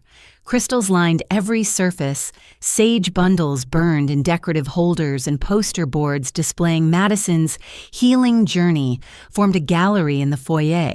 The centerpiece was a blown-up photo of her barely visible hand scratch with the caption, "Visible wounds heal, but invisible scars last forever." "Is she serious?" Sarah muttered, taking in the display. "Completely," I confirmed, remembering years of similar dramatics. Guests began arriving precisely at 7. Madison's yoga friends, influences from her wellness community, and carefully curated family members who either didn't know about the dinner revelation or were willing to pretend it hadn't happened. I recognized several from their social media profiles, mini celebrities in the world of sponsored meditation apps and overpriced athletic wear. Madison made her entrance in a flowing white dress that probably cost more than my monthly rent. Her perfectly healthy hand adorned with a delicate silver bracelet engraved with "Survivor." "Thank you all for being part of my resurrection," she announced to the assembled crowd. 3 weeks ago, I faced death. Tonight, I celebrate life." Sarah and I exchanged glances as we circulated with champagne trays. The guests ate up Madison's performance, offering hugs and words of support for her incredible journey. I was refilling glasses near a group of Madison's yoga friends when I heard my name. "Is that the sister?" one whispered. "The one who caused it?" "Shh, Brittany. She's apparently unstable. Madison said she's had to get a restraining order." A restraining order that was news to me and completely false. "Poor Madison," another chimed in. "Imagine having to see your attempted killer at your own birthday party." Attempted killer. The narrative had evolved again. I moved away before I could react, finding refuge in the kitchen where Elena was plating appetizers. "Miss Lorraine," she said quietly, "you need to know. They planning something. I heard your mother on phone with lawyer. They want to make big announcement tonight." "What kind of announcement?" "Something about commitment papers. Said they have enough witnesses now." My blood ran cold. The party wasn't just a celebration. It was a trap. I found Sarah immediately. "We might need to leave. Elena says they're planning something about commitment papers." Sarah's eyes widened. The power of attorney documents. If they can claim you're unstable in front of witnesses. We needed to be careful but not panic. Running would only feed their narrative. Instead, we documented everything, Sarah discreetly recording on her phone while I served and listened. The party reached its peak around 9 when Madison called for everyone's attention. A projection screen descended from the ceiling and lights dimmed. "I want to share my story," Madison announced, "the full truth of what happened that horrible day. What followed was a 20-minute presentation that bore no resemblance to reality. In Madison's version, I'd been drinking the morning of the accident. I'd been speeding, texting, and had ignored her pleas to slow down. When the truck appeared, I'd frozen in panic while brave Madison tried desperately to grab the wheel and save us both.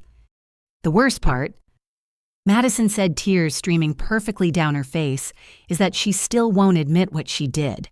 The guilt has driven her to create elaborate fantasies where I'm somehow to blame.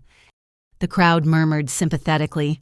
Several guests shot me disgusted looks as I stood frozen in the corner, a tray of empty glasses in my hands. Which is why, Madison continued, my parents and I have made the difficult decision to seek conservatorship. Lorraine needs help, professional help, before she hurts someone else. There it was, the announcement Elena had warned about. My father stepped forward with documents. We have paperwork here from multiple medical professionals confirming Lorraine's deteriorating mental state.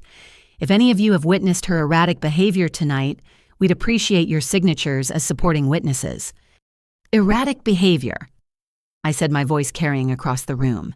You mean serving drinks with a healing broken leg while my sister lies about an accident she caused? See, my mother said quickly, these delusions are getting worse.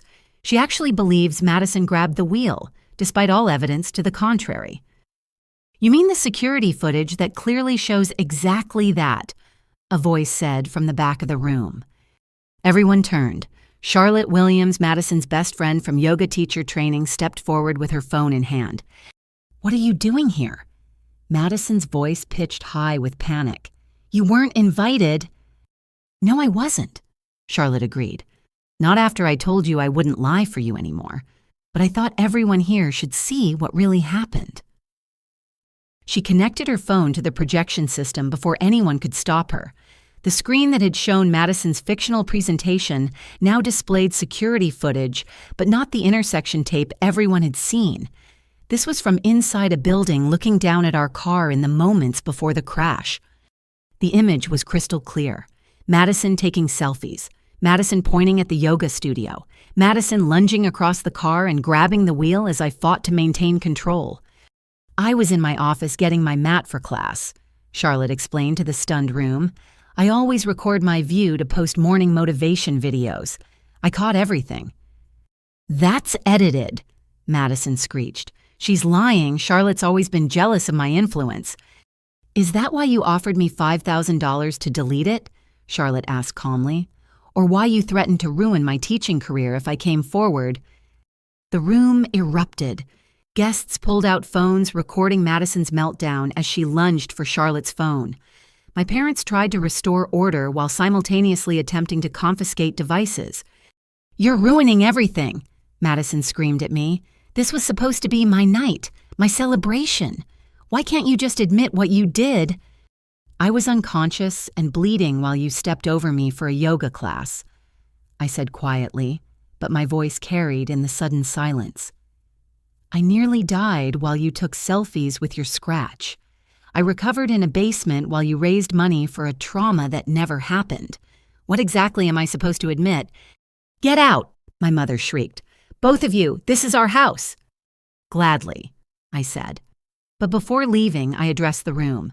Those commitment papers they want you to sign, they're trying to steal a $750,000 insurance settlement. This isn't about my mental health. It's about money. It's always been about money. Sarah and I left through the front door this time, heads high despite the chaos behind us. Charlotte followed us out. I'm sorry I didn't come forward sooner, she said. Madison's been my friend for years. I wanted to believe it was a mistake. But when she started profiting from it, planning that book, taking money from people who genuinely wanted to help, I couldn't stay quiet anymore. Would you be willing to make a formal statement? Sarah asked. Already did, Charlotte said. Sent the video to the police yesterday.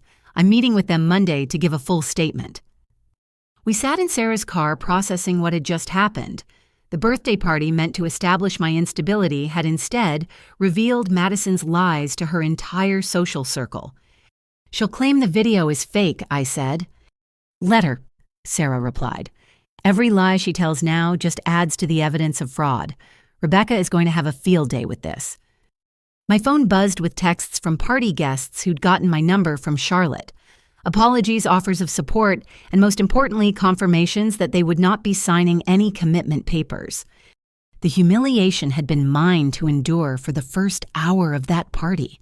But by the end, it was Madison standing exposed in her white dress, her carefully crafted victim narrative shattered like glass at an intersection. They'd wanted witnesses to my supposed instability. Instead, they'd created witnesses to their fraud. The hunter had become the hunted, and the prey they'd thought was trapped had just revealed sharp teeth. Charlotte's video spread through Madison's wellness community within hours. By morning, her Instagram follower count had plummeted, and the fundraising page for her healing journey had been reported for fraud. But the best part came in Elena's text later that night. I quit, but first I copied all receipts. Madison bought new car last week, paid cash, said insurance money was for healing. I have proof. The birthday party had been meant to be the final nail in my coffin. Instead, it became the hammer that started demolishing their house of lies. And we were just getting started. The aftermath of Madison's party created a ripple effect I hadn't anticipated. My phone buzzed constantly with messages from people who'd witnessed her meltdown, but the most surprising text came from someone I'd barely spoken to before the accident. Lorraine, it's Samantha Chen from your office. I heard about what happened. Can we meet? I have information about your father's insurance claims that you need to know. I met Samantha at a quiet coffee shop downtown, my walking boot making me move slower than usual. She was already there, laptop open, looking uncharacteristically serious. I shouldn't be doing this, she began without preamble. But what your family is doing to you is criminal. I process insurance claims for the company. Your father's been filing multiple claims related to the accident. Multiple claims. She turned her laptop toward me. One for the vehicle damage standard. But then there's Madison's claim for psychological trauma estimated at $200,000. Your mother's claim for emotional distress as a witness, another $100,000. They're also billing for Madison's therapy, her yoga retreat, even a meditation coach. I stared at the numbers. They're claiming over $500,000 in addition to my settlement, while simultaneously trying to get power of attorney over your $750,000, Samantha confirmed. If they succeed, they'd control over $1 million from this accident. Can you send me these documents? She shook her head. I'd lose my job, but I can tell you that insurance fraud investigators take anonymous tips, especially when the claims involve family members profiting from an injury they may have caused. Before I could respond, my phone rang. Charlotte's name appeared on screen. Lorraine, I'm at the police station. 2 other people came forward with footage after seeing mine. One is from a dashcam that caught Madison leaning into the driver's side moments before impact. The detective wants to know if you're pressing charges. Pressing charges against my sister. The weight of that decision sat heavy on my chest. I need to think about it, I said. Understood, but Lorraine. The detective mentioned something about previous incidents at Madison's college. You might want to look into that. After Samantha left, I met Sarah and Rebecca at Pete's house. The dining table was covered in documents, laptops, and legal pads. Charlotte's video has gone viral in the yoga community, Sarah reported. Madison's lost 3 sponsorship deals, and her studio asked her not to return until the investigation is resolved. Good, Rebecca said, but we need more. Charlotte mentioned college incidents. I pulled out Aunt Martha's USB drive, which I'd been carrying since the family dinner. Martha said something about Madison's previous insurance claims at college. We plugged it in, finding a treasure trove of documents Martha had somehow obtained. Police reports, university disciplinary records, insurance claims, and most damning, a sealed settlement agreement. Holy shit, Sarah breathed, reading over my shoulder. Madison accused a professor of assault, filed an insurance claim for trauma, then suddenly dropped everything after receiving a $100,000 settlement. Look at the timeline, Rebecca pointed out. She made the accusation right after failing his midterm. The professor had documentation showing she'd plagiarized her entire paper. She weaponized victimhood, I said slowly, even in college. And your parents helped cover it up, Rebecca added, pointing to their signatures on the settlement documents. They've been enabling this pattern for years. A knock at the door interrupted us. Pete answered, returning with an unexpected visitor, Dr. Kenneth Morrison, the psychiatrist from my parents' attempted intervention. Ms. Maxwell, he said formally. I apologize for arriving unannounced, but I felt this couldn't wait. Your parents attempted to have me write a recommendation for involuntary commitment based on our brief interaction at their home. My heart skipped.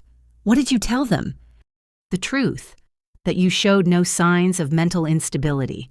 In fact, you demonstrated remarkable composure given the circumstances. He handed me an envelope. My official assessment should you need it. I've also reported their attempt to the medical board. Using mental health services to control and silence family members is a serious ethical violation. Why help me? I asked. He smiled sadly. Because I've seen too many families use psychiatry as a weapon. Your parents were quite clear about their intentions. They wanted you declared incompetent to invalidate any testimony about the accident. I won't be party to that. After he left, we sat in stunned silence. The alliance against my family was growing organically built from professionals with conscience and friends with courage. We need to coordinate, Rebecca said finally.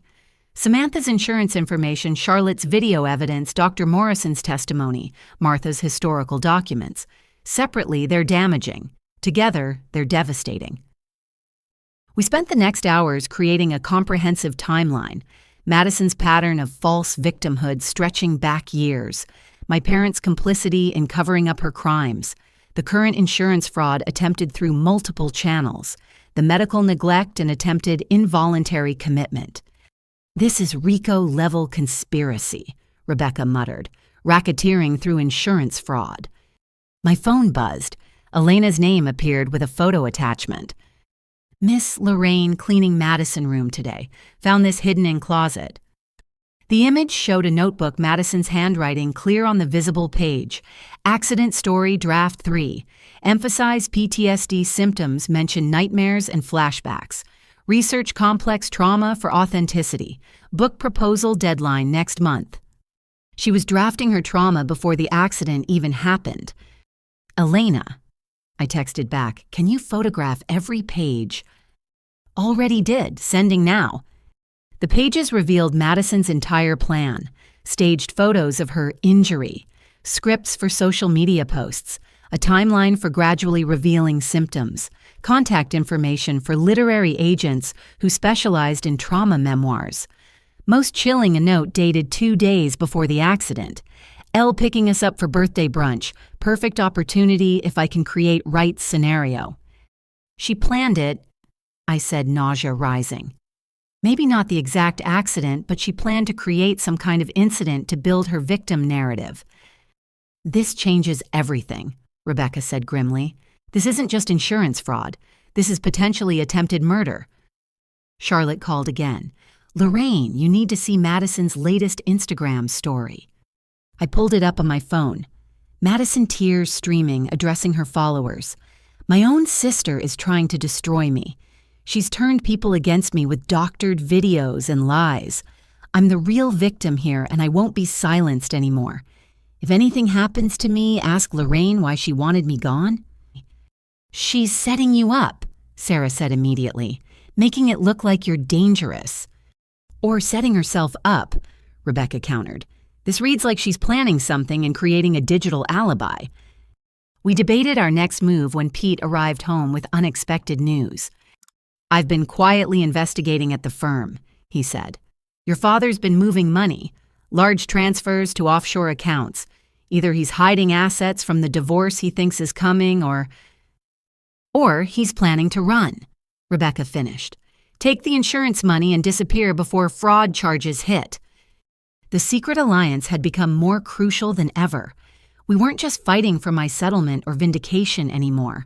We were racing against time to expose their crimes before they could escape consequences. What do? I asked. We strike first, Rebecca said. Tomorrow morning, we file everything: criminal complaints, civil lawsuits, insurance fraud reports. We hit them from every angle simultaneously. The nuclear option, Pete said quietly. They tried to bury her alive, Sarah said fiercely. Nuclear is the only option left. That night, I couldn't sleep. Not from pain, though that was still constant, but from the weight of what we were about to unleash. By tomorrow, the secret alliance would go public. Every document, every piece of evidence, every witness statement would be filed with authorities. My phone lit up with a text from an unknown number. "This is Detective Walsh. Watch the birthday party videos. Madison Maxwell is now under investigation for filing false police reports and insurance fraud. Thought you should know. Justice is coming." I smiled in the darkness.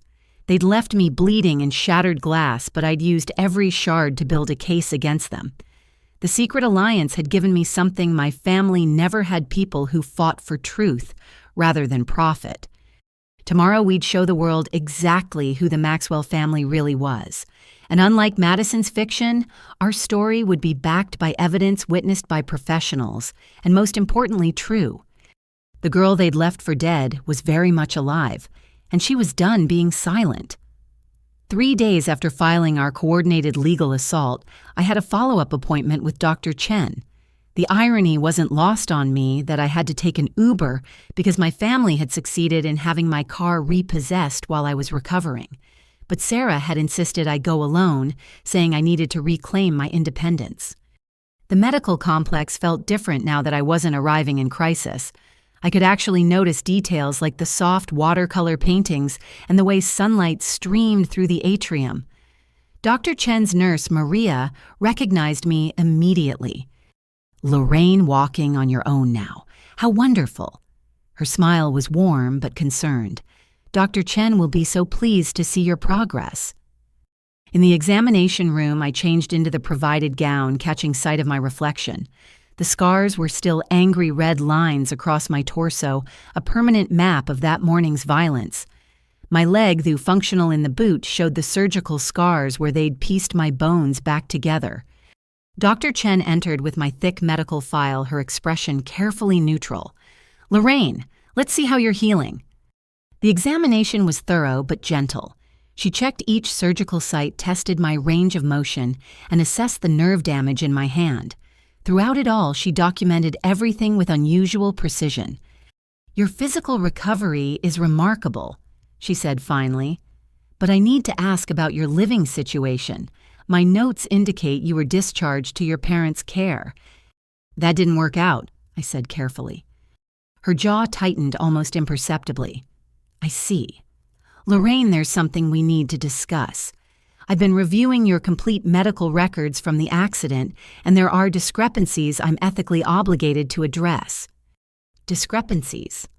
She pulled up multiple computer screens showing various charts and timelines.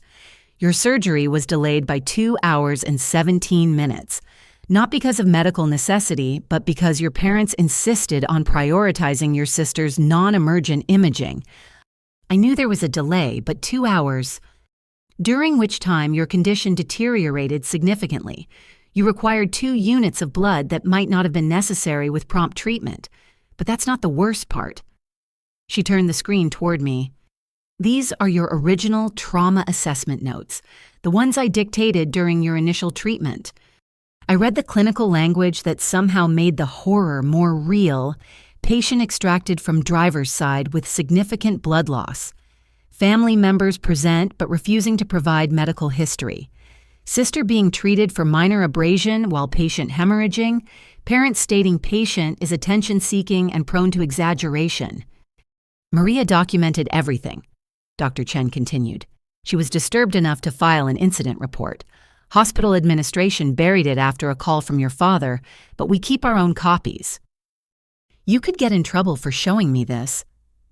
"I could get in more trouble for staying silent," she countered. "There's more. The delay in your treatment caused complications you don't know about." My stomach dropped. "What complications?" Dr. Chen pulled up another screen, this one showing surgical images. "The damage to your left ovary was severe. We saved it, but the scarring is significant. Combined with the pelvic trauma..." Lorraine, your ability to have children has been compromised. Not impossible, but it will be difficult. The room spun slightly. I gripped the examination table, processing this new loss. My parents know. They were informed.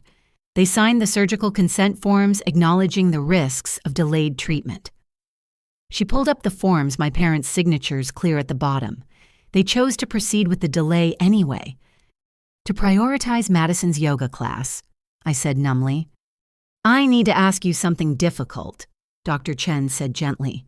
Have you considered that their neglect might have been intentional, that perhaps they wanted your injuries to be worse? The thought had crept into my mind during dark nights in the basement, but I'd pushed it away as too horrible to contemplate. Why would they want that? Larger insurance settlements for more severe injuries, or perhaps... She hesitated, then continued. Perhaps they hoped you wouldn't survive to contradict their version of events. I thought about the basement stairs, the withheld medication, the attempts to have me declared incompetent. Each action suddenly seemed less like negligence and more like a pattern. Maria wants to provide a statement, Dr. Chen said.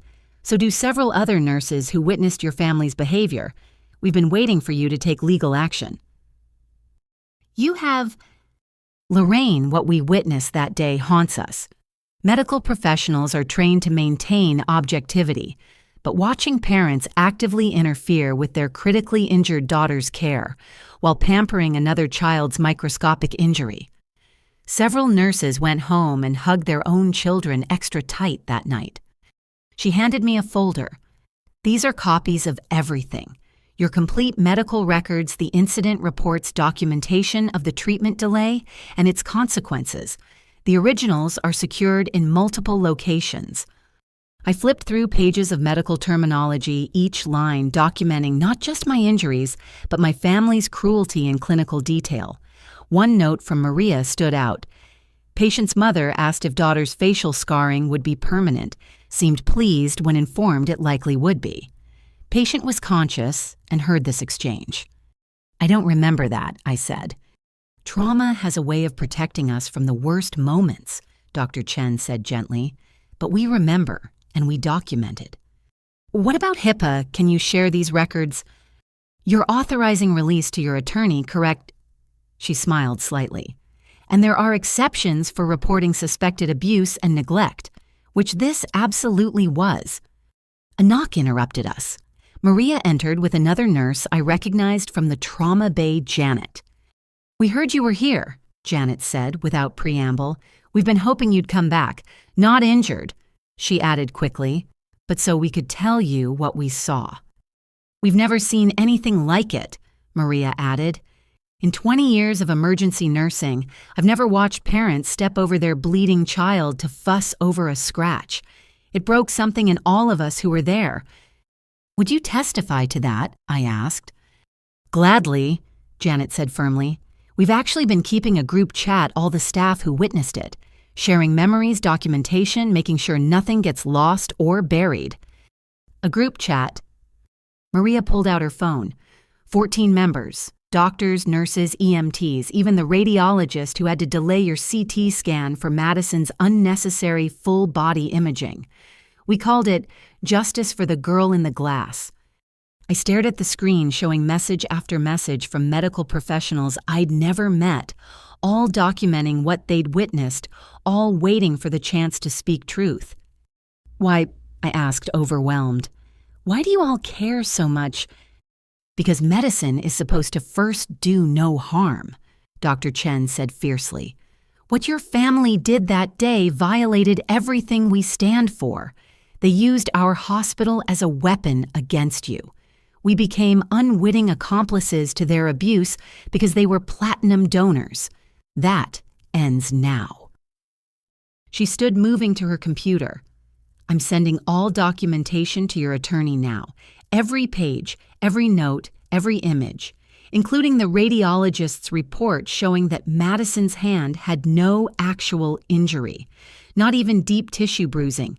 She performed pain for an audience while you bled internally. There's one more thing, Janet said quietly. The EMT who brought Madison in, he quit that day, said he couldn't work in a system where money determined who got saved first.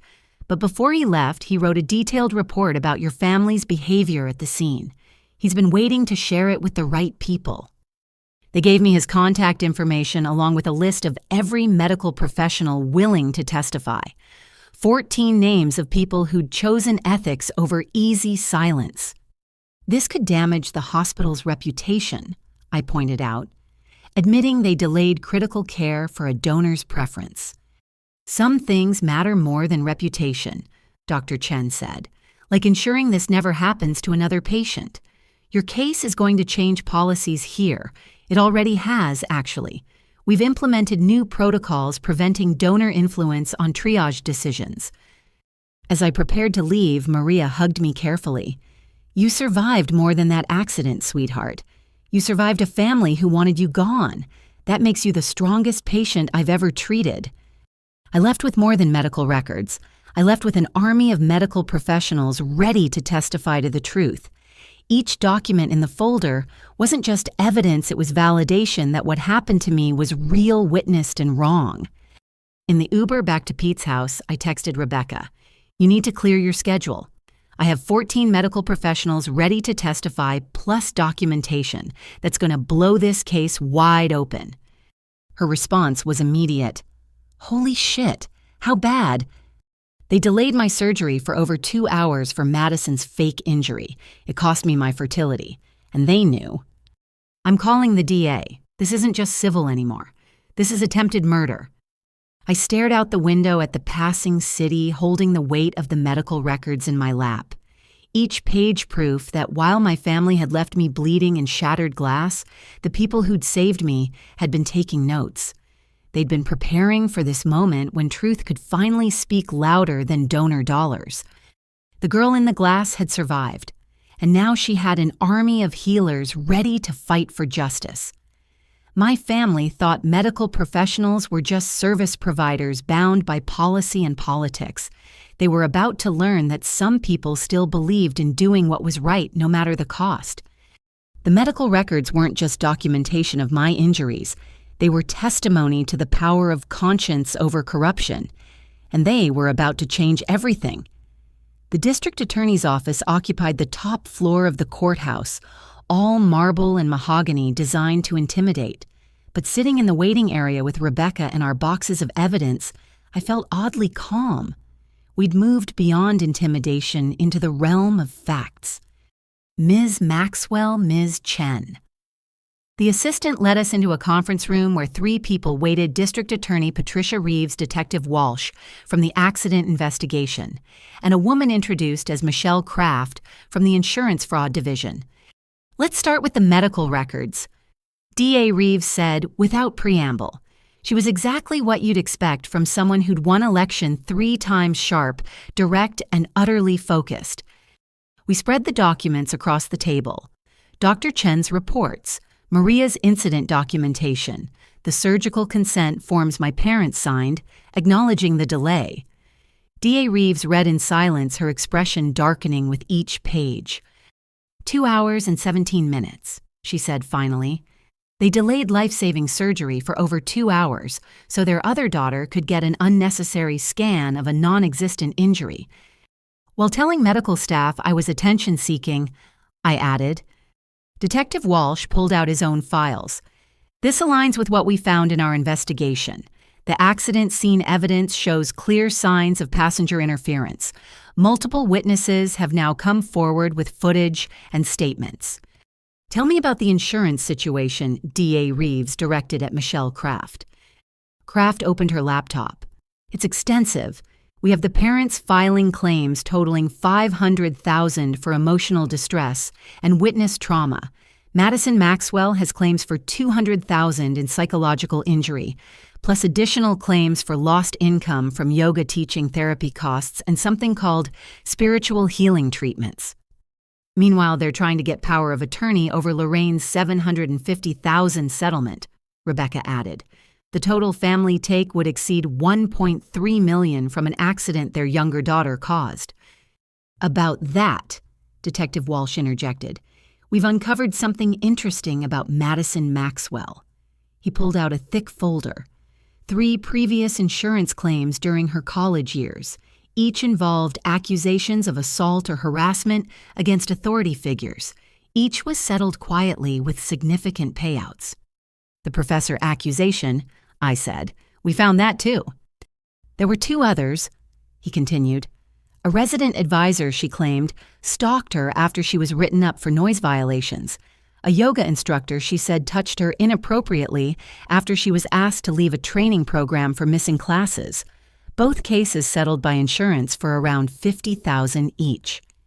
"She's made a career out of false victimhood," D.A. Reeves observed. "It gets worse," Kraft said. "We pulled her financial records as part of the fraud investigation. 2 days before the accident, she withdrew her entire savings account. The day after the accident, she opened new accounts at 3 different banks and started moving money in patterns consistent with hiding assets." "She knew she'd be getting money," Rebecca said. "She prepared for a windfall before the accident even happened." D.A. Reeves leaned back. "Show me the notebook Elena photographed." We pulled up the images on Rebecca's tablet. Madison's handwritten plans for her trauma narrative dated before the accident. The room fell silent as they read her drafted symptoms, planned social media strategy, and book proposal outline. "This is premeditation," D.A. Reeves said quietly. "Not necessarily of the exact accident, but certainly of insurance fraud. She planned to create an incident for profit." "What about the parents?" I asked. Detective Walsh answered, "We've been investigating their finances. Your father has moved over $800,000 to offshore accounts in the past 2 weeks. Your mother has been liquidating jewelry and art. They're either planning to run or preparing for asset protection before charges are filed." "Speaking of charges," D.A. Reeves said, "we need to discuss what we're looking at. Insurance fraud, obviously. Conspiracy to commit fraud. Filing false police reports. But the medical neglect—" She turned to me. "That could be attempted murder." The words hung in the air. My parents. Attempted murder. "They knew delaying treatment could kill me," I said slowly. "They signed consent forms acknowledging the risks. They chose Madison's fake injury anyway. And they've continued endangering your welfare," Rebecca added. "Withholding prescribed medication, keeping her in inadequate living conditions during recovery, attempting involuntary commitment to silence her." "We'd like to move forward with a coordinated operation," D.A. Reeves said. "Criminal charges filed simultaneously with arrests will freeze assets to prevent flight. But I need to know you're prepared for this, Lorraine. Once we start, there's no going back." "They left me to die for a yoga class," I said simply. "I'm prepared." Michelle Kraft spoke up. "There's another complication. Madison's been posting increasingly erratic content on social media. These came in this morning."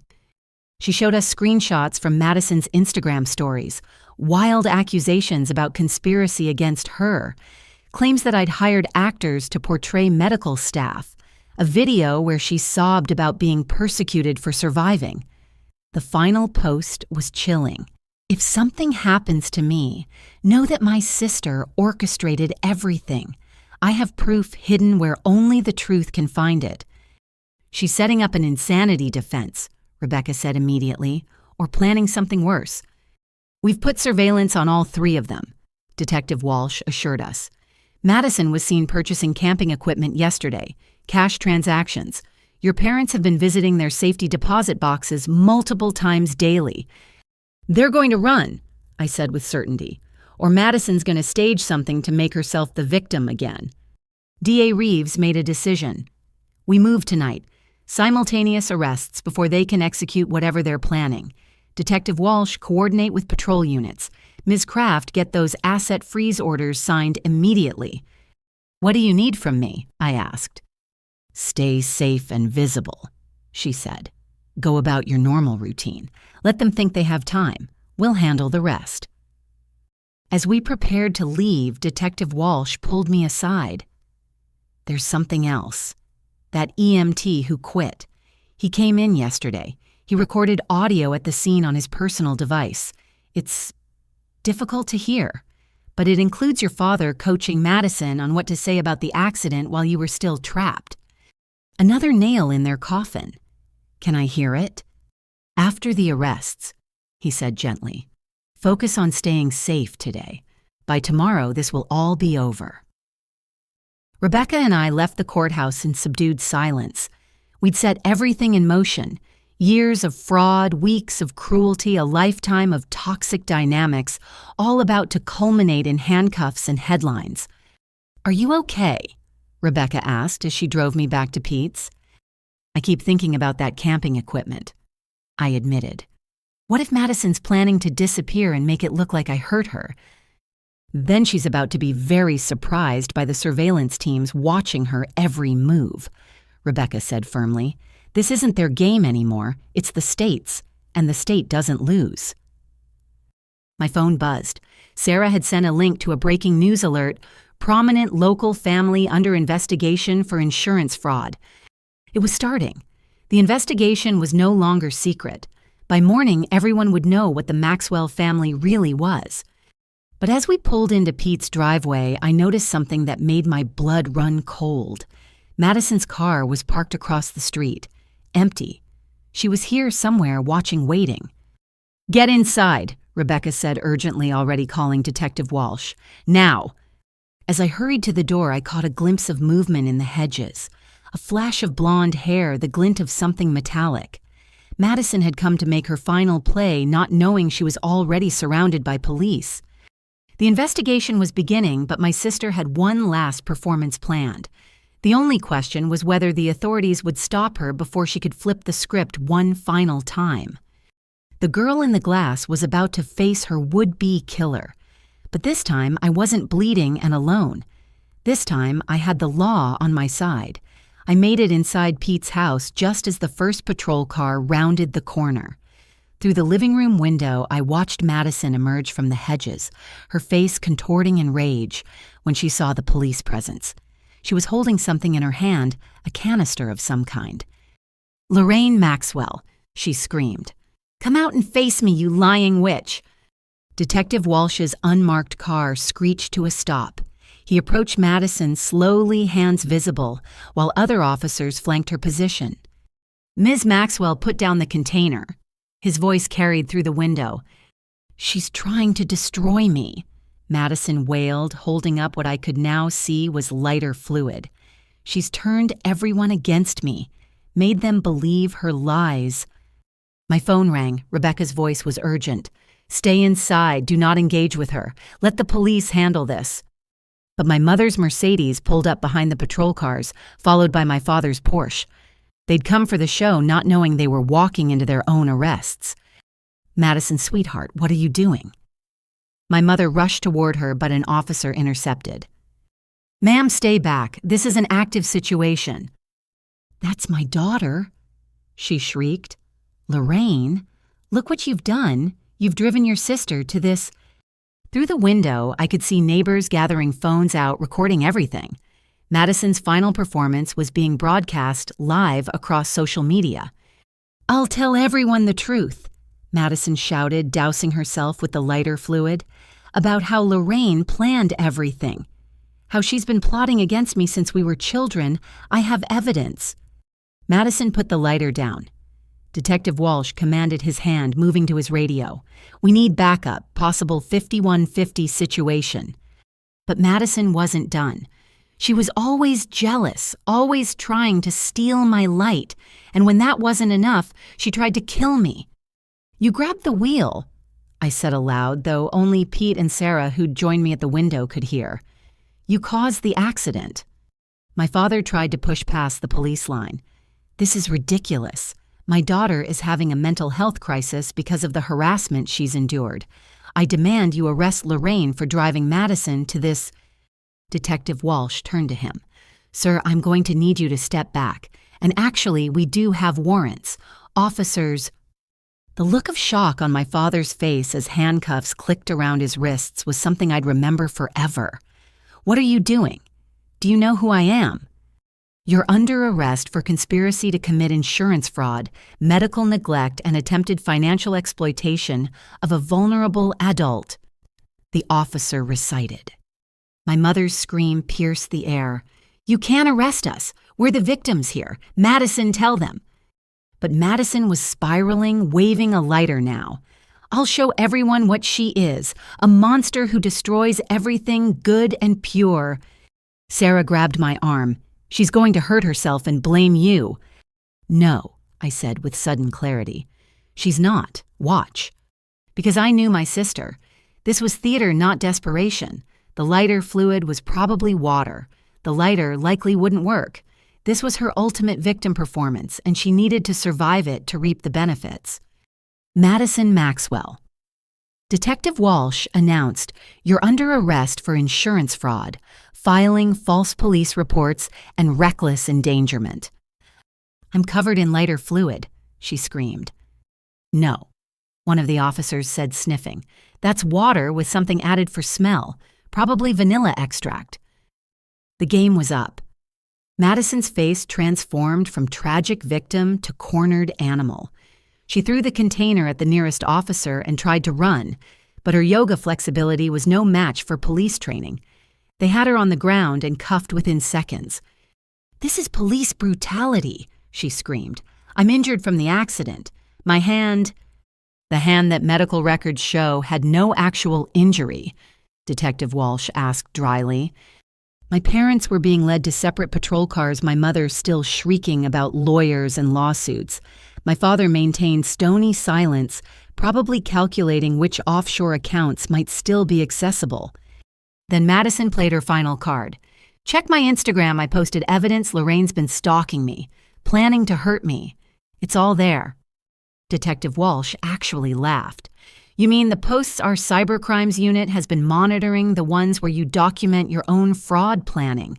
Those posts—" I stepped onto the porch, then unable to stay hidden any longer.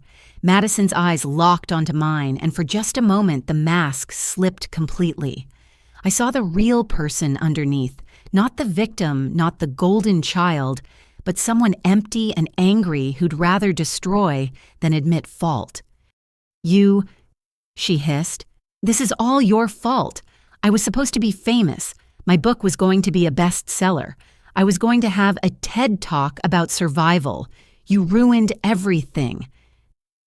"No, Madison," I said calmly. "You ruined everything the moment you grabbed that wheel, and then you kept ruining it with every lie, every performance, every attempt to profit from pain you caused." "I hate you," she screamed as they loaded her into the patrol car. "I've always hated you. Mom and Dad only loved me because I made them look good. You were just the spare they had to tolerate."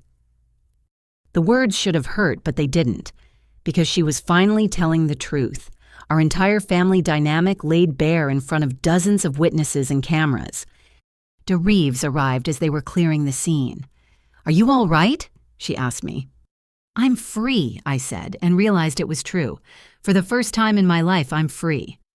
"We'll need you to come in tomorrow for formal statements, but tonight, rest. You've been through enough." As the patrol cars pulled away with my family inside, neighbors approached. Some offered hugs, others apologies for not seeing the truth sooner. Mrs. Patterson from 2 houses down pressed a casserole into my hands. "I saw them leave you at that accident," she said quietly. "I was too shocked to process it then, but I saw. I'm sorry I didn't speak up sooner." "You're speaking up now," I told her. "That's what matters." Inside, Pete opened a bottle of wine while Sarah pulled up the news coverage.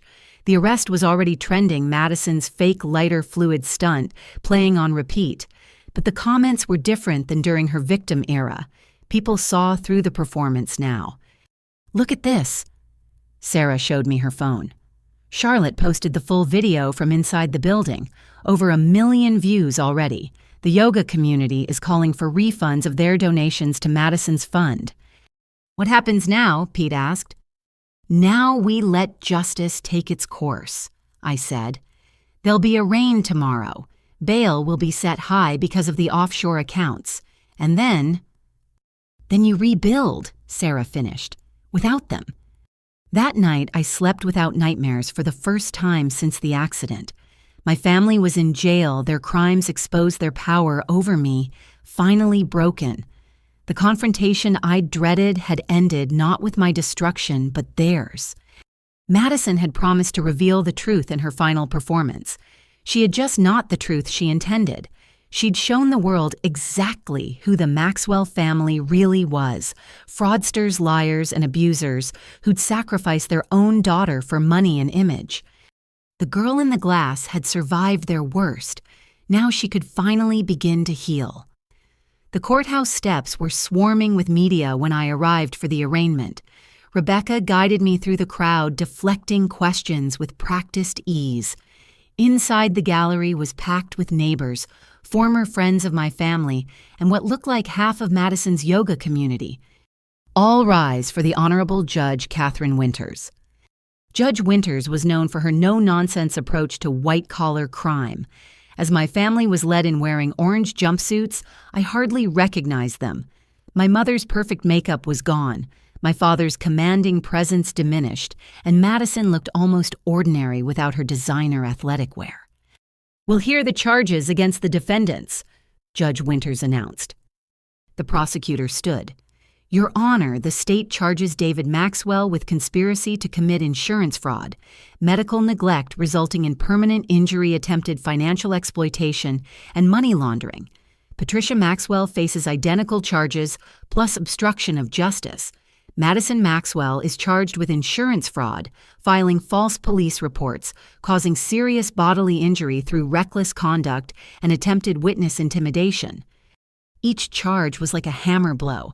My family sat rigid, their court-appointed attorneys beside them. They'd refused private counsel, probably to preserve what assets they could. How did the defendants plead? One by one, they entered not guilty pleas. Madison actually smirked as she said it, still convinced she could perform her way out of this. "The matter of bail," Judge Winters continued. "Prosecution. Given the defendants' access to offshore accounts totaling over $1.2 million and their demonstrated willingness to flee, we request remand without bail." My mother gasped audibly. My father's attorney stood quickly.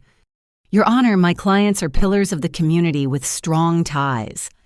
"Pillars don't usually launder money through Caribbean banks," Judge Winters interrupted. "I've reviewed the evidence. It's substantial. However, I'll set bail at $500,000 each cash only with passport surrender and ankle monitoring." They didn't have that much liquid cash available, not with their accounts frozen. They were staying in jail. As they were led out, Madison turned to stare at me. "This isn't over," she mouthed. But it was. The real unraveling began that afternoon. Rebecca's office phone rang constantly as the full scope of the investigation emerged. The insurance companies weren't just pursuing fraud charges, they were seeking full restitution plus damages. The IRS had joined the investigation, finding years of tax irregularities in my father's business dealings. The state licensing board was reviewing Madison's yoga teaching certification based on her history of false claims. "It's dominoes," Rebecca explained. "Each agency finds something that triggers another investigation. Your family didn't just commit fraud around the accident. They've been operating like this for years." Charlotte arrived at the office with a banker's box. "Madison's former roommates contacted me. They've been saving things, documents she thought she'd destroyed."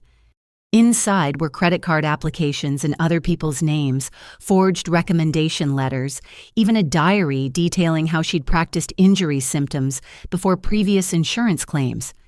"She's a serial fraudster," I said, stunned by the scope. "Who learned from the best," Charlotte replied.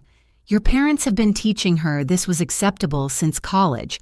Every time they covered for her paid off, her victims made problems disappear. They reinforced that consequences didn't apply to Maxwell's." My phone buzzed. Elena texted, "Miss Lorraine, reporters at the house. Found something in walls during renovation. Police here now." "What did they find?" I texted back. "Cash. Lots of cash, hidden in bathroom walls." Another domino fell. Hiding large amounts of cash in home renovations was classic money laundering.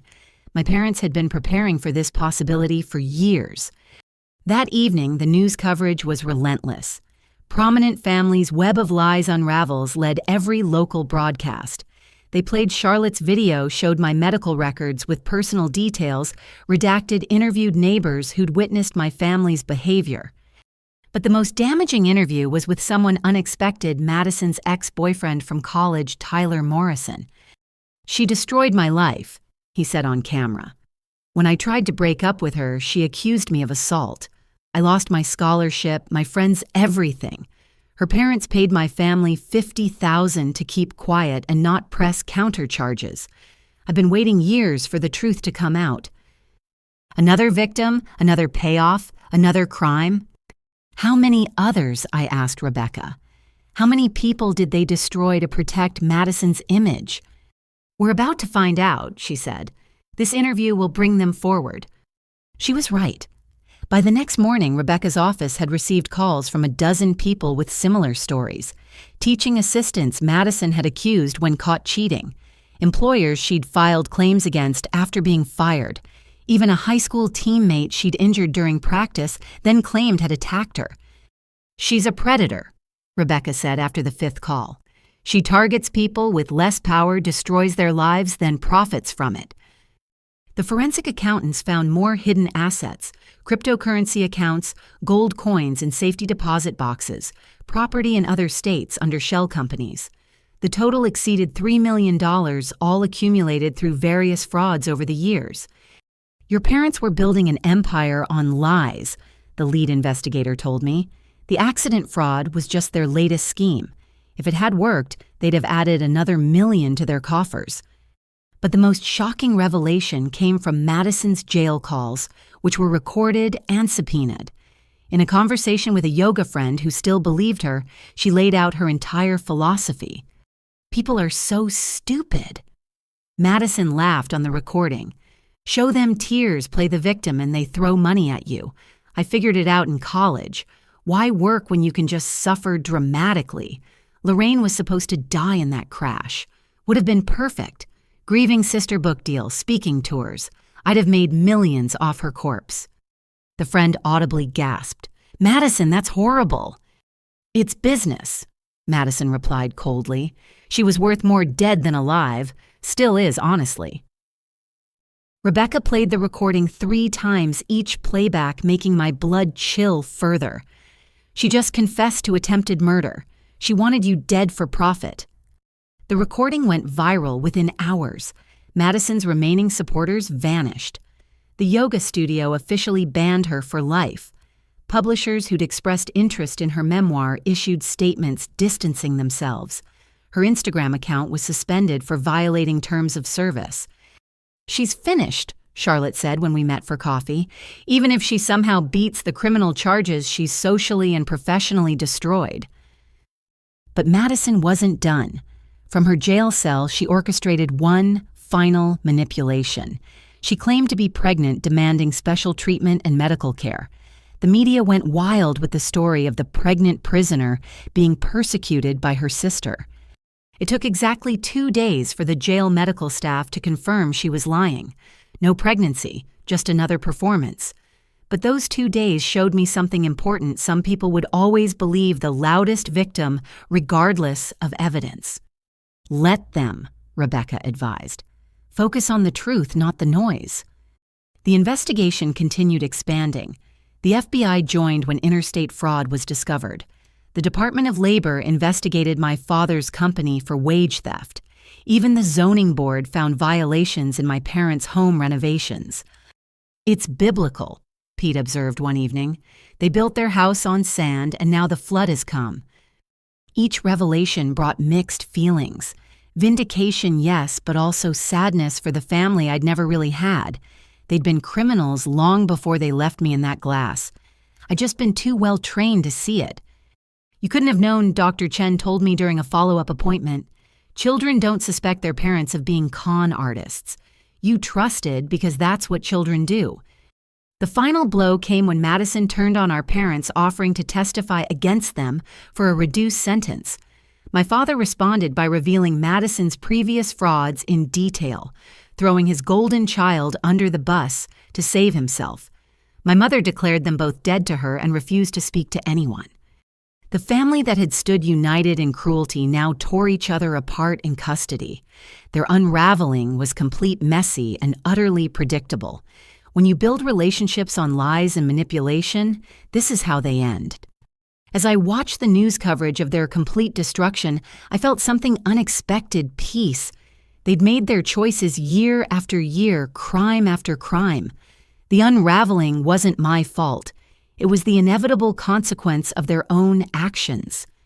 The girl in the glass hadn't destroyed them. They'd destroyed themselves. I just survived long enough to witness it. 6 months after the arrests, the criminal trial began. The courthouse had become familiar territory, but walking in as the star witness rather than a spectator changed everything. Rebecca had prepared me extensively, but nothing could fully ready me for facing my family in court. The prosecution had decided to try them together, arguing their crimes were too interconnected to separate. My family sat at the defense table like strangers. My father had lost weight, his expensive suit replaced by an ill-fitting court-provided one. My mother stared straight ahead, refusing to acknowledge anyone. Madison had attempted to maintain her image, but jail had worn away her polish.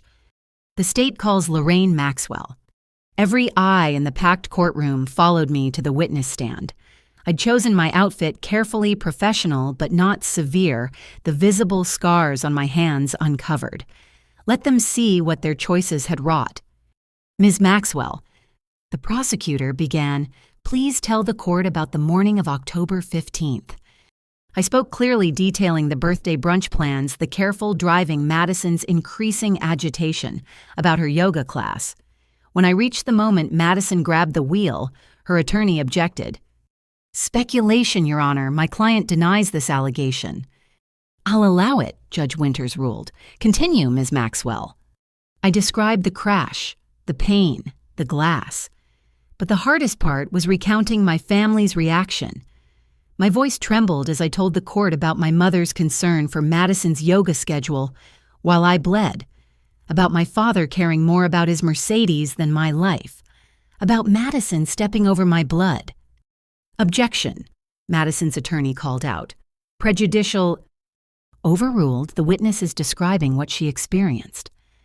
The prosecutor introduced the medical records.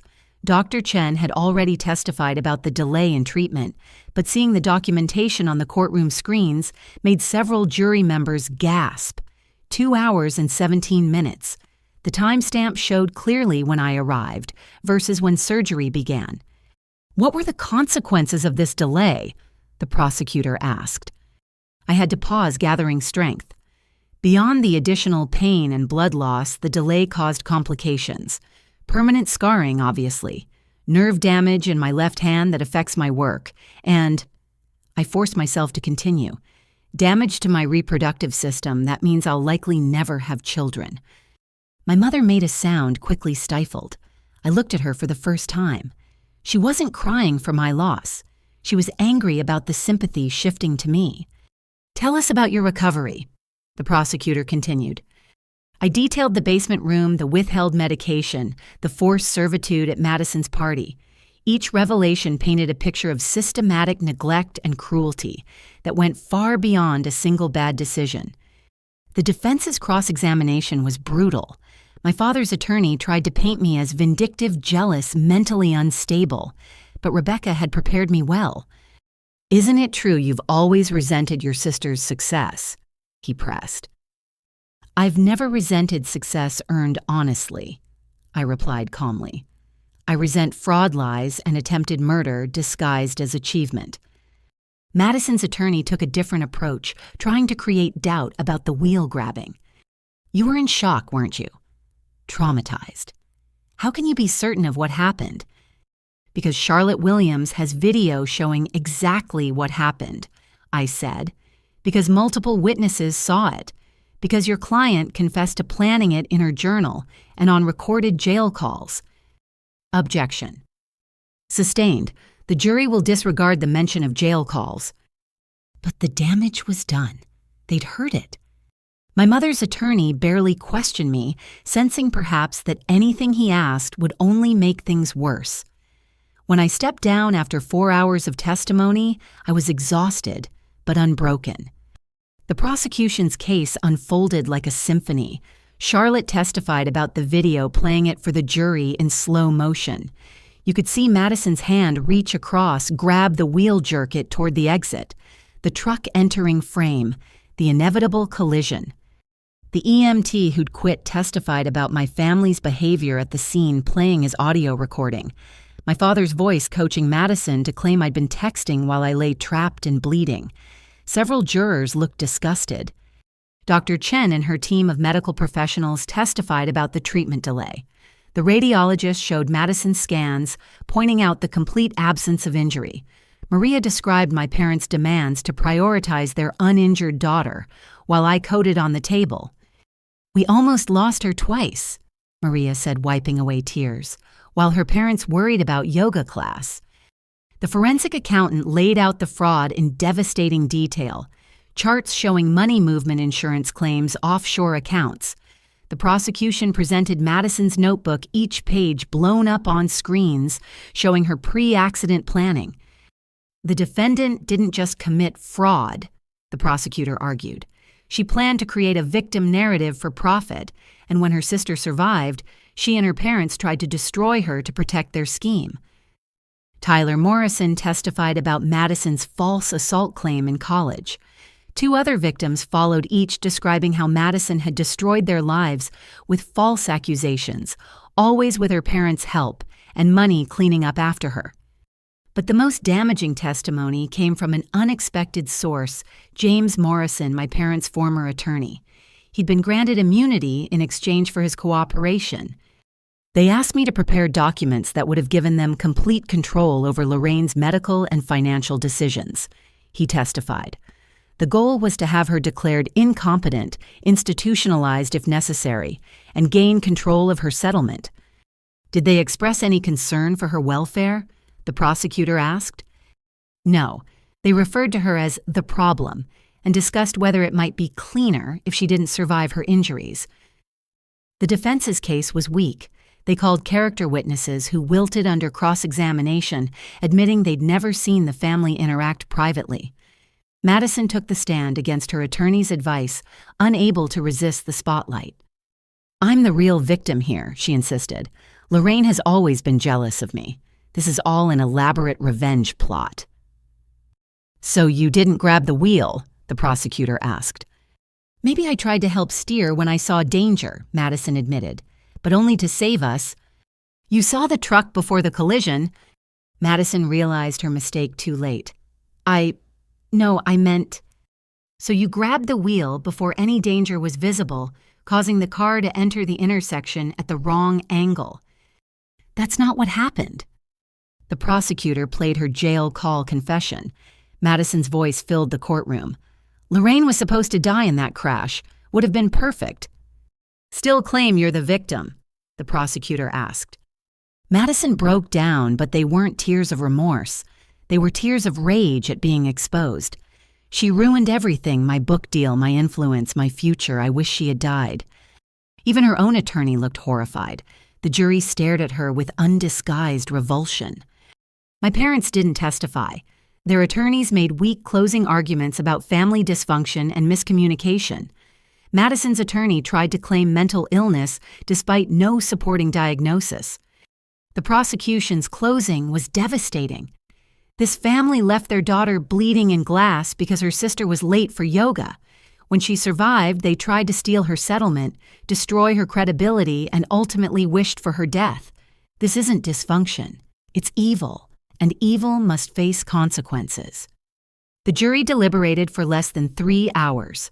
As they filed back in, Madison grabbed her attorney's arm. "They can't convict me. I'm the victim. We, the jury, find David Maxwell guilty on all counts. Patricia Maxwell guilty on all counts.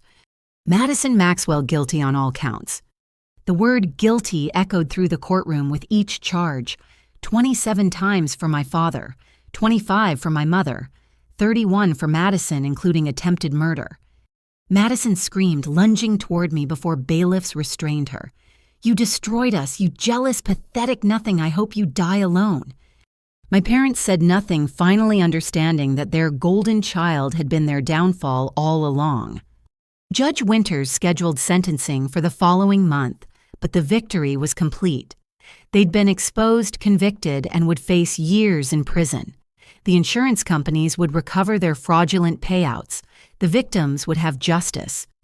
As I left the courthouse, reporters shouted questions, but I only had one statement. The truth won. That's all that matters. Rebecca drove me home, both of us processing the magnitude of what had just happened. "How do you feel?" she asked. "Free," I said, and meant it. They have no power over me anymore. That night, I had dinner with my chosen family, Pete, Sarah, Charlotte. Even Dr. Chen and Maria joined us. We didn't celebrate their conviction that felt wrong. Instead, we celebrated survival, truth, and the bonds formed through crisis. To the girl in the glass, Pete raised his wine, who refused to let them bury her. To the people who pulled me from the wreckage, I countered, all of you. The courtroom victory was more than legal vindication. It was proof that truth supported by evidence and courage could triumph over lies backed by money and manipulation. My family had built their kingdom on fraud and cruelty. Now they'd watch it crumble from behind bars. The girl they'd left bleeding had become the woman who brought justice, and that was the greatest victory of all. 1 year after the verdict, I stood in the conference room of the Shattered Glass Foundation, watching as our newest grant recipient tearfully thanked our board. She was a young mother whose family had tried to steal her injury settlement after a workplace accident. We'd provided legal funding and support that changed her life. "You gave me hope when I had none," she said, clutching the check that would cover her legal fees. "Thank you for believing me when my own family didn't." I understood her gratitude intimately. After my family's sentencing, my father to 12 years, my mother to 10, and Madison to 15, with possibility of parole in 8, I'd used my settlement to create something meaningful from the wreckage. The foundation supported victims of family fraud and medical neglect, providing legal resources, counseling, and emergency funding.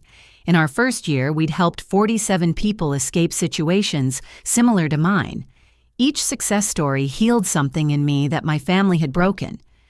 "The next grant presentation is in an hour," Charlotte said, handing me a file. She'd become our program director after leaving the yoga world entirely. It's Maria's scholarship candidate. Maria, my former nurse, was pursuing her degree in patient advocacy with our support. She'd recruited several medical professionals to our cause, creating a network that identified and assisted vulnerable patients whose families prioritized money over care. I retreated to my office, still amazed I had one.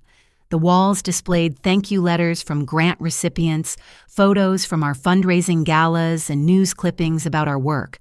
But the most meaningful item was a small framed note from Dr. Chen. "From shattered glass comes the strongest foundations." My phone buzzed with a text from Rebecca. "Now our legal advisor, Madison's parole hearing scheduled for next month. Are you planning to attend?" I'd thought about this moment often.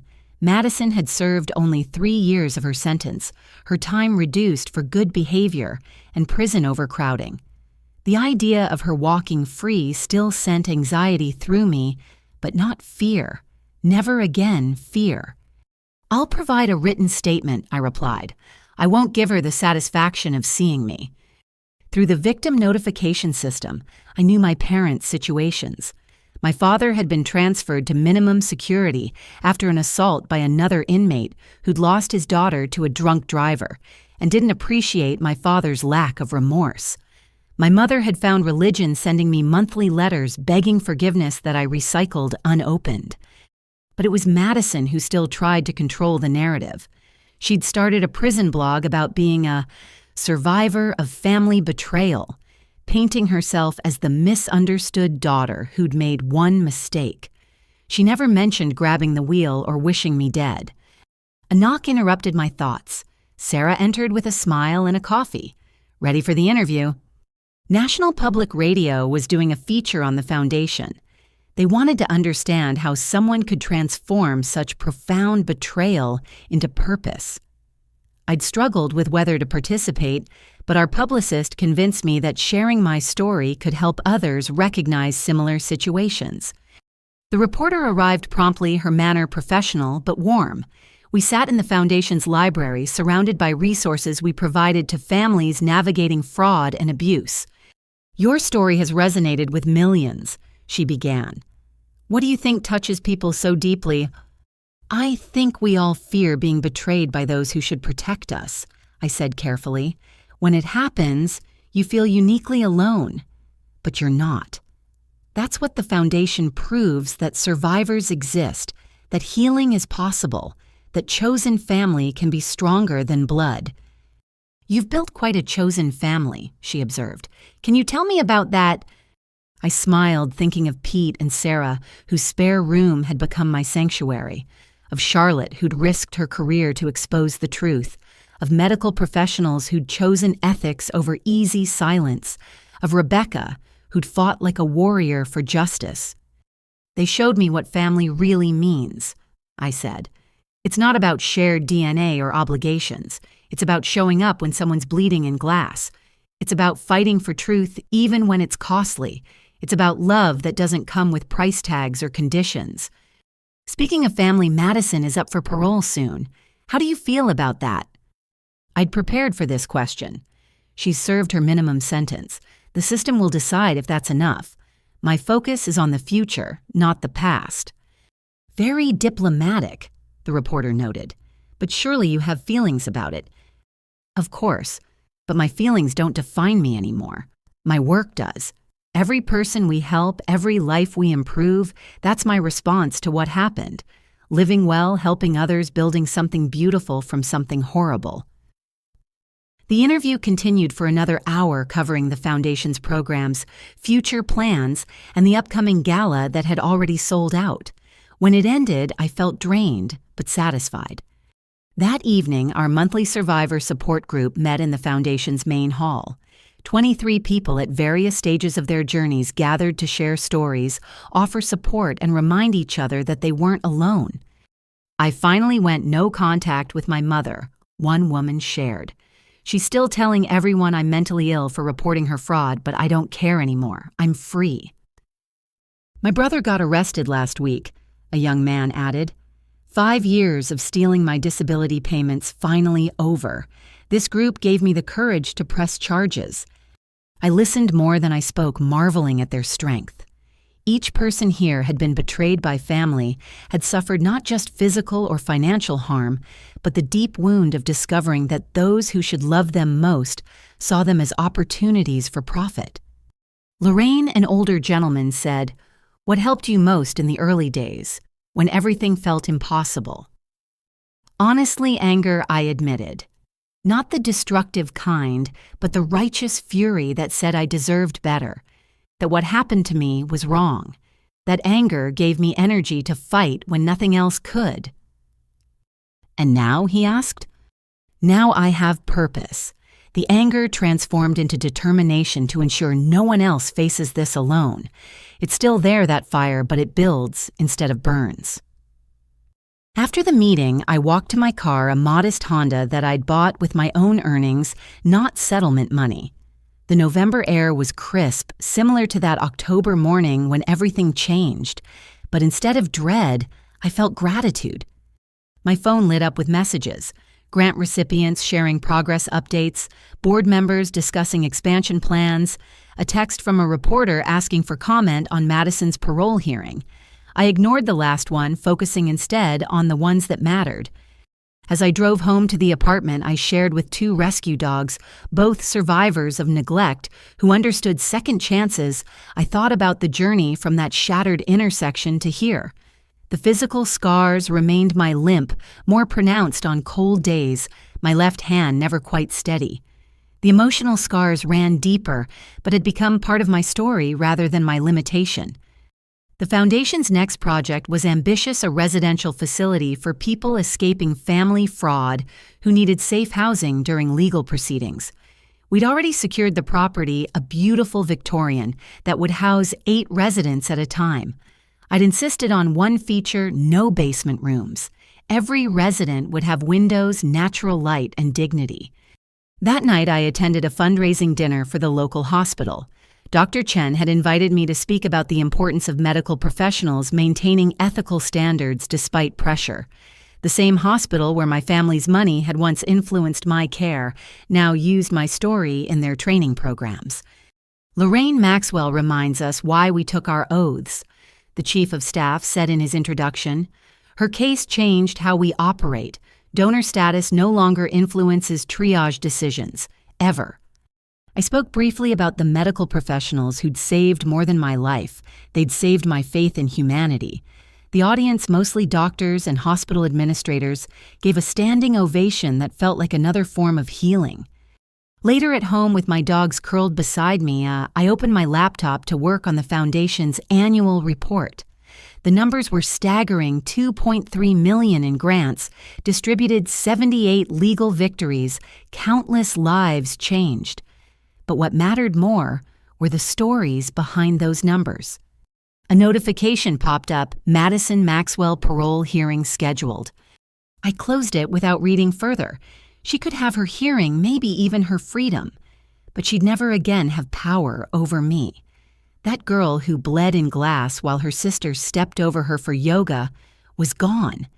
In her place stood a woman who'd transformed trauma into purpose, betrayal into advocacy, and shattered glass into the strongest foundation. My phone buzzed with one final message of the day. A young woman we'd helped 6 months ago had just won her case against her parents, who'd stolen her identity and ruined her credit. "I got justice because of you," she wrote. "Thank you for showing me it was possible." I smiled, thinking of how my family had thought they were burying me in that basement. Instead, they'd planted a seed that grew into something they never expected: hope for others facing the same darkness.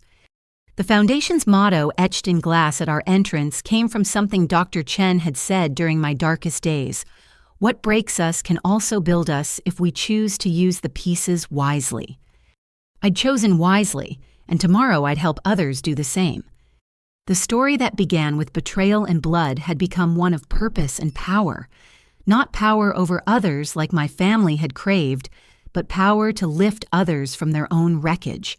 It wasn't the life I'd planned, but it was the life that mattered. As I headed to bed, I paused at my window, looking out at the city lights. Somewhere out there, someone was trapped in their own shattered glass, believing they were alone. Tomorrow we'd find them. We'd pull them free. We'd show them that survival was just the beginning. Because that's what we do at the Shattered Glass Foundation. We take the broken pieces of lives destroyed by those who should have protected them, and we help build something new, something stronger, something beautiful. My family left me bleeding in glass for a yoga class. They thought they were ending my story. They were actually writing the first chapter of something much bigger than all of us. And that's the greatest victory of all, not just surviving their cruelty, but transforming it into compassion for others. They tried to break me. Instead, they forged me into someone unbreakable. The girl in the glass didn't just heal, she became a healer. And that's a transformation my family, in all their scheming and cruelty, never saw coming. Dear viewers, if you've made it this far, thank you for joining me on this journey. Have you or someone you know ever faced betrayal from those who should have protected you?